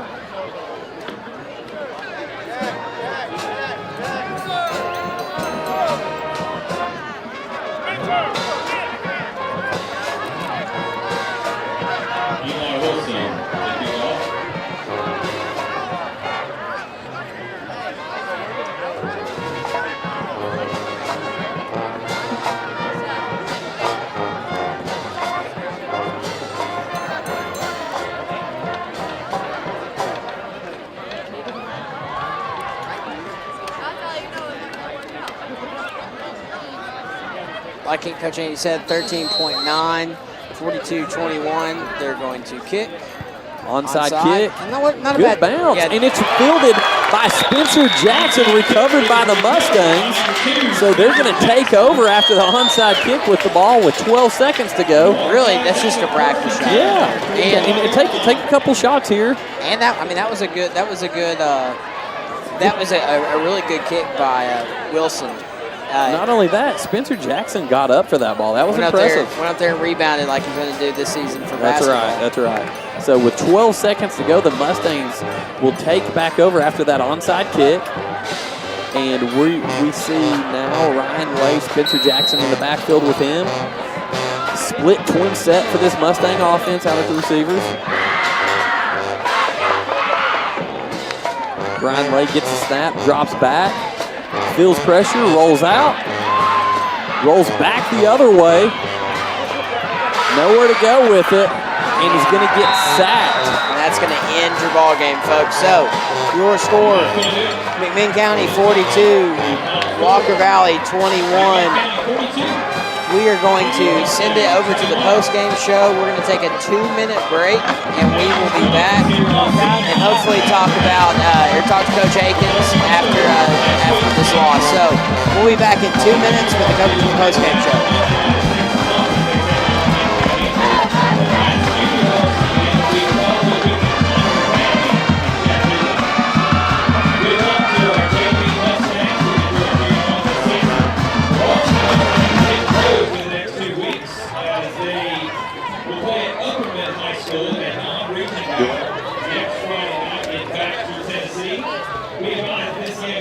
So we'll do, Ryan was 20 of 39, 164 yards. Once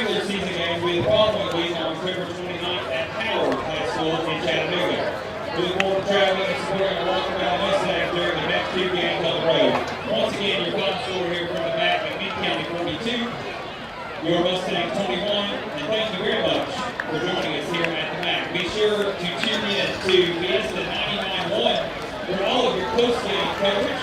including an exclusive interview with Coach Jenkins as he breaks down tonight's action and previews next week's varsity game. So once again, be sure to tune in to our friends Andy and Jacob for all of your Walker Valley Mustang coverage on Fiesta 99.1. Be sure to stick around as the Walker Valley band will hit the field in just a couple of minutes. And once again, senior night here at the MAC.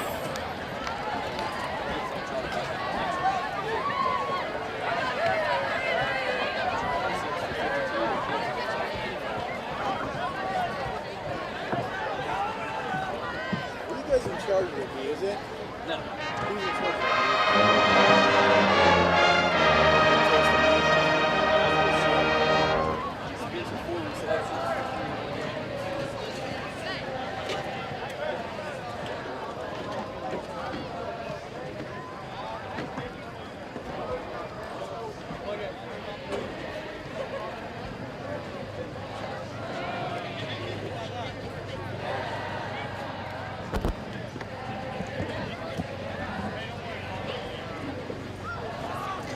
We're back live here from Walker Valley High School. Your score 42-21, McMinn County. This is the post-game show here live from the McKenzie Athletic Complex. And the final here, 42-21, McMinn over Walker Valley. Coach Akins and the Mustangs meeting in the back of the end zone near the band as they do after every game, win or loss. And we're going to go ahead and go over to our Dells Heating and Air player of the game, just called Dells.com. So, defensive player of the game, we're going to do an offensive defense. Judah Green had 15 tackles. Miles Mann, 8 tackles, 5 for loss. Defensive player of the game, we're going to go ahead and give that to Judah Green. Offensive player of the game, Aiden Gibson had 5 receptions for 85 yards and a touchdown. So, and honestly, between Aiden Gibson and Cade Charter, Cade, again, coming off the injury, 6 receptions for 52 yards and a touchdown. Big night for him. Offensive player of the game, that was Aiden Gibson. Defensive player of the game, Judah Green with 15 tackles. So once again, that's your Dells Heating and Air players of the game. JustCallDells.com. Yeah. So, not only did Aiden Gibson have a good game on offense, he also affects the game on special teams as well. Had a huge punt after the block punt, but had a huge punt that backed them all the way up inside their own 20 when you kicked it off from your 20. Had a couple really good punts tonight. So Aiden Gibson, really kind of a jack of all trades. He was one of the big throws that led us to our big long drive that allowed us to go into the end zone. So well-deserved on a player who kind of just goes out and does his job week in and week out. Absolutely. So the play of the game is sponsored by Medical Center Pharmacy. Medical Center Pharmacy has all your vaccinations as well as COVID testing. MedicalCenterRx.com on North Ocoee Street in Cleveland. So play of the game. Jacob, I'll let you get this one. So we're going to give it to the special teams takeover by number 29, Will Marler. Coming in on the play, senior night, huge special teams play for him. Mustangs, after Ryan lays 1 yard rush kickoff, and Marler scoops up the muffed kickoff attempt, and the Mustangs go down to score on their next drive and tie it up 14-14. That's right. So once again, that is your play of the game, sponsored by Medical Center Pharmacy on North Ocoee Street in Cleveland. So congratulations to Will Marler there on that one. That was definitely a big play in this game. So again, the final here, McMinn 42, Walker Valley 21. And that solidifies now McMinn will be the number 2 team in the region. They will host the first round of the playoffs. And Walker Valley now will be in a battle for third in the region, with needing to get a win over Howard at the end of the season. So we know Udawal got a win over Howard. So yeah, I think we will either way it would end up third with the win over Udawal in the tiebreaker there. I think how that would work, if I'm correct. But yeah, either way, Mustangs are going to make the playoffs on the road. So first round, the Mustangs will be on the road tonight. Definitely made that happen. And again, we saw some positives from this Mustang team, but the overwhelming amount of just things going wrong, as we've talked about, the turnovers, just the randomness of tonight's game entirely. We saw Cade Charter right when it started to pour a ball. He jumps up in the air for a ball, and it squirts right off his hands, and McMinn was able to bat that up, intercept it, and then run it down inside the 5-yard line. So that's one of those things that, if that goes different, who knows? But things just continuing not to go in the favor of the Mustangs. The final, McMinn 42, Walker Valley 21. We'll be back here on the postgame show. Hopefully we'll have Coach Drew Akins with us shortly for his postgame interview. I'm Andy here with Jacob. You're listening to Sports 99.1. We'll be back in 2 minutes.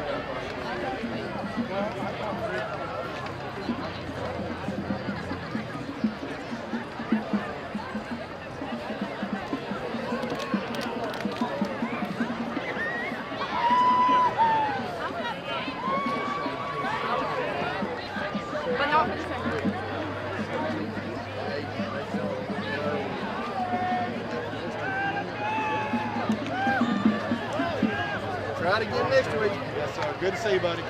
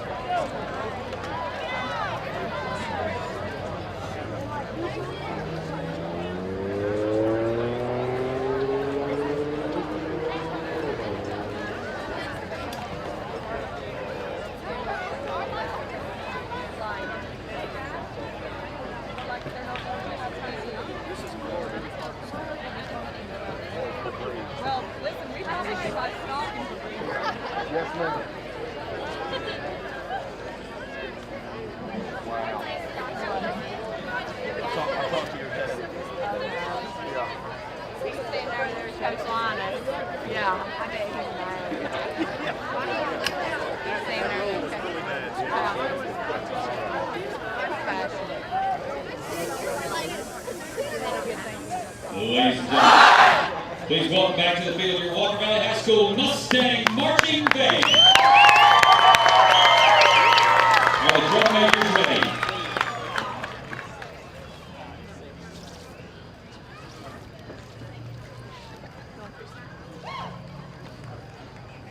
Walker Valley Marching Band, you may take the field for post-game performance.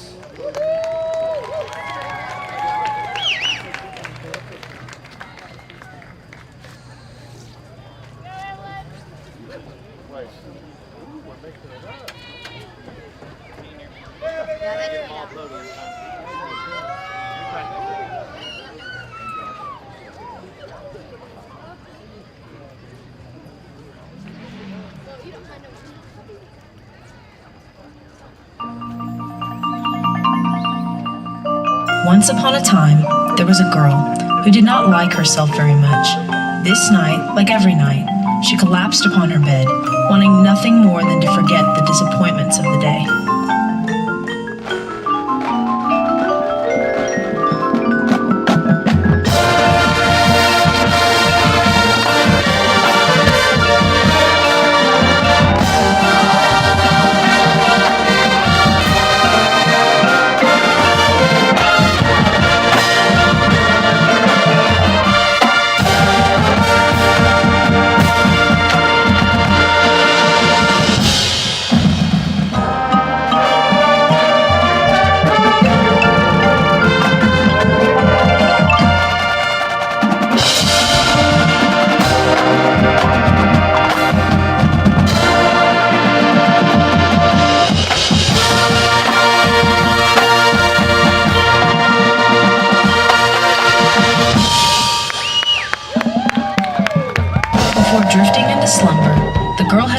For a night of dull and dreamless sleep. But of course, in any good story, the hero gets not what she hopes for, only what she needs.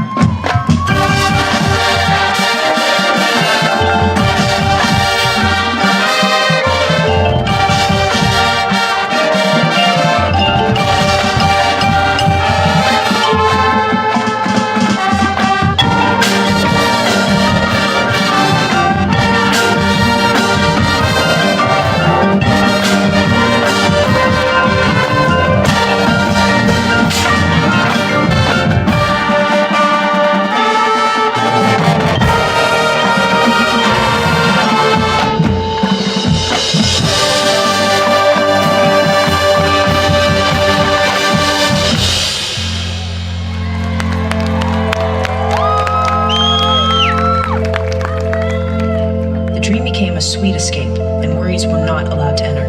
The girl deeply admired the self she was in this dream, full of fire, courage, and joy. If only she could stay here.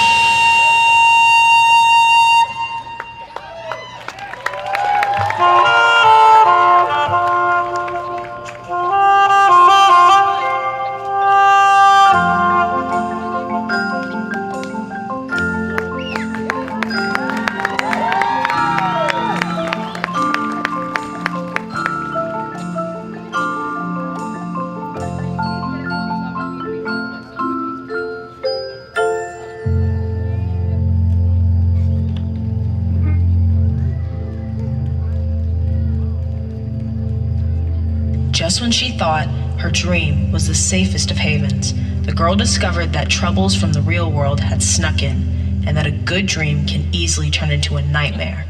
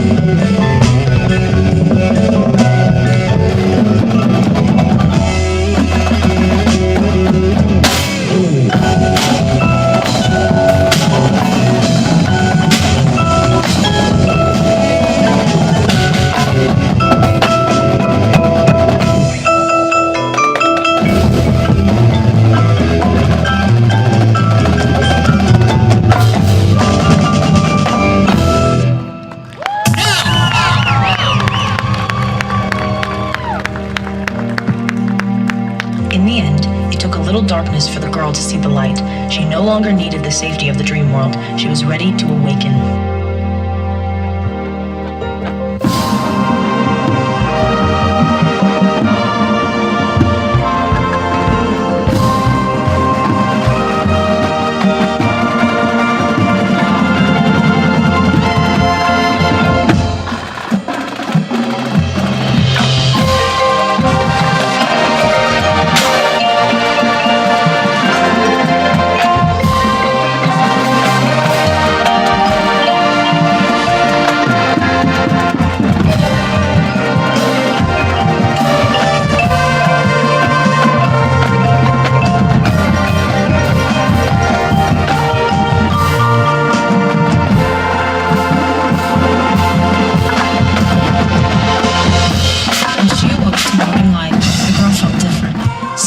she knew the self she longed to be was not a dream at all. It was her future self waiting to become real.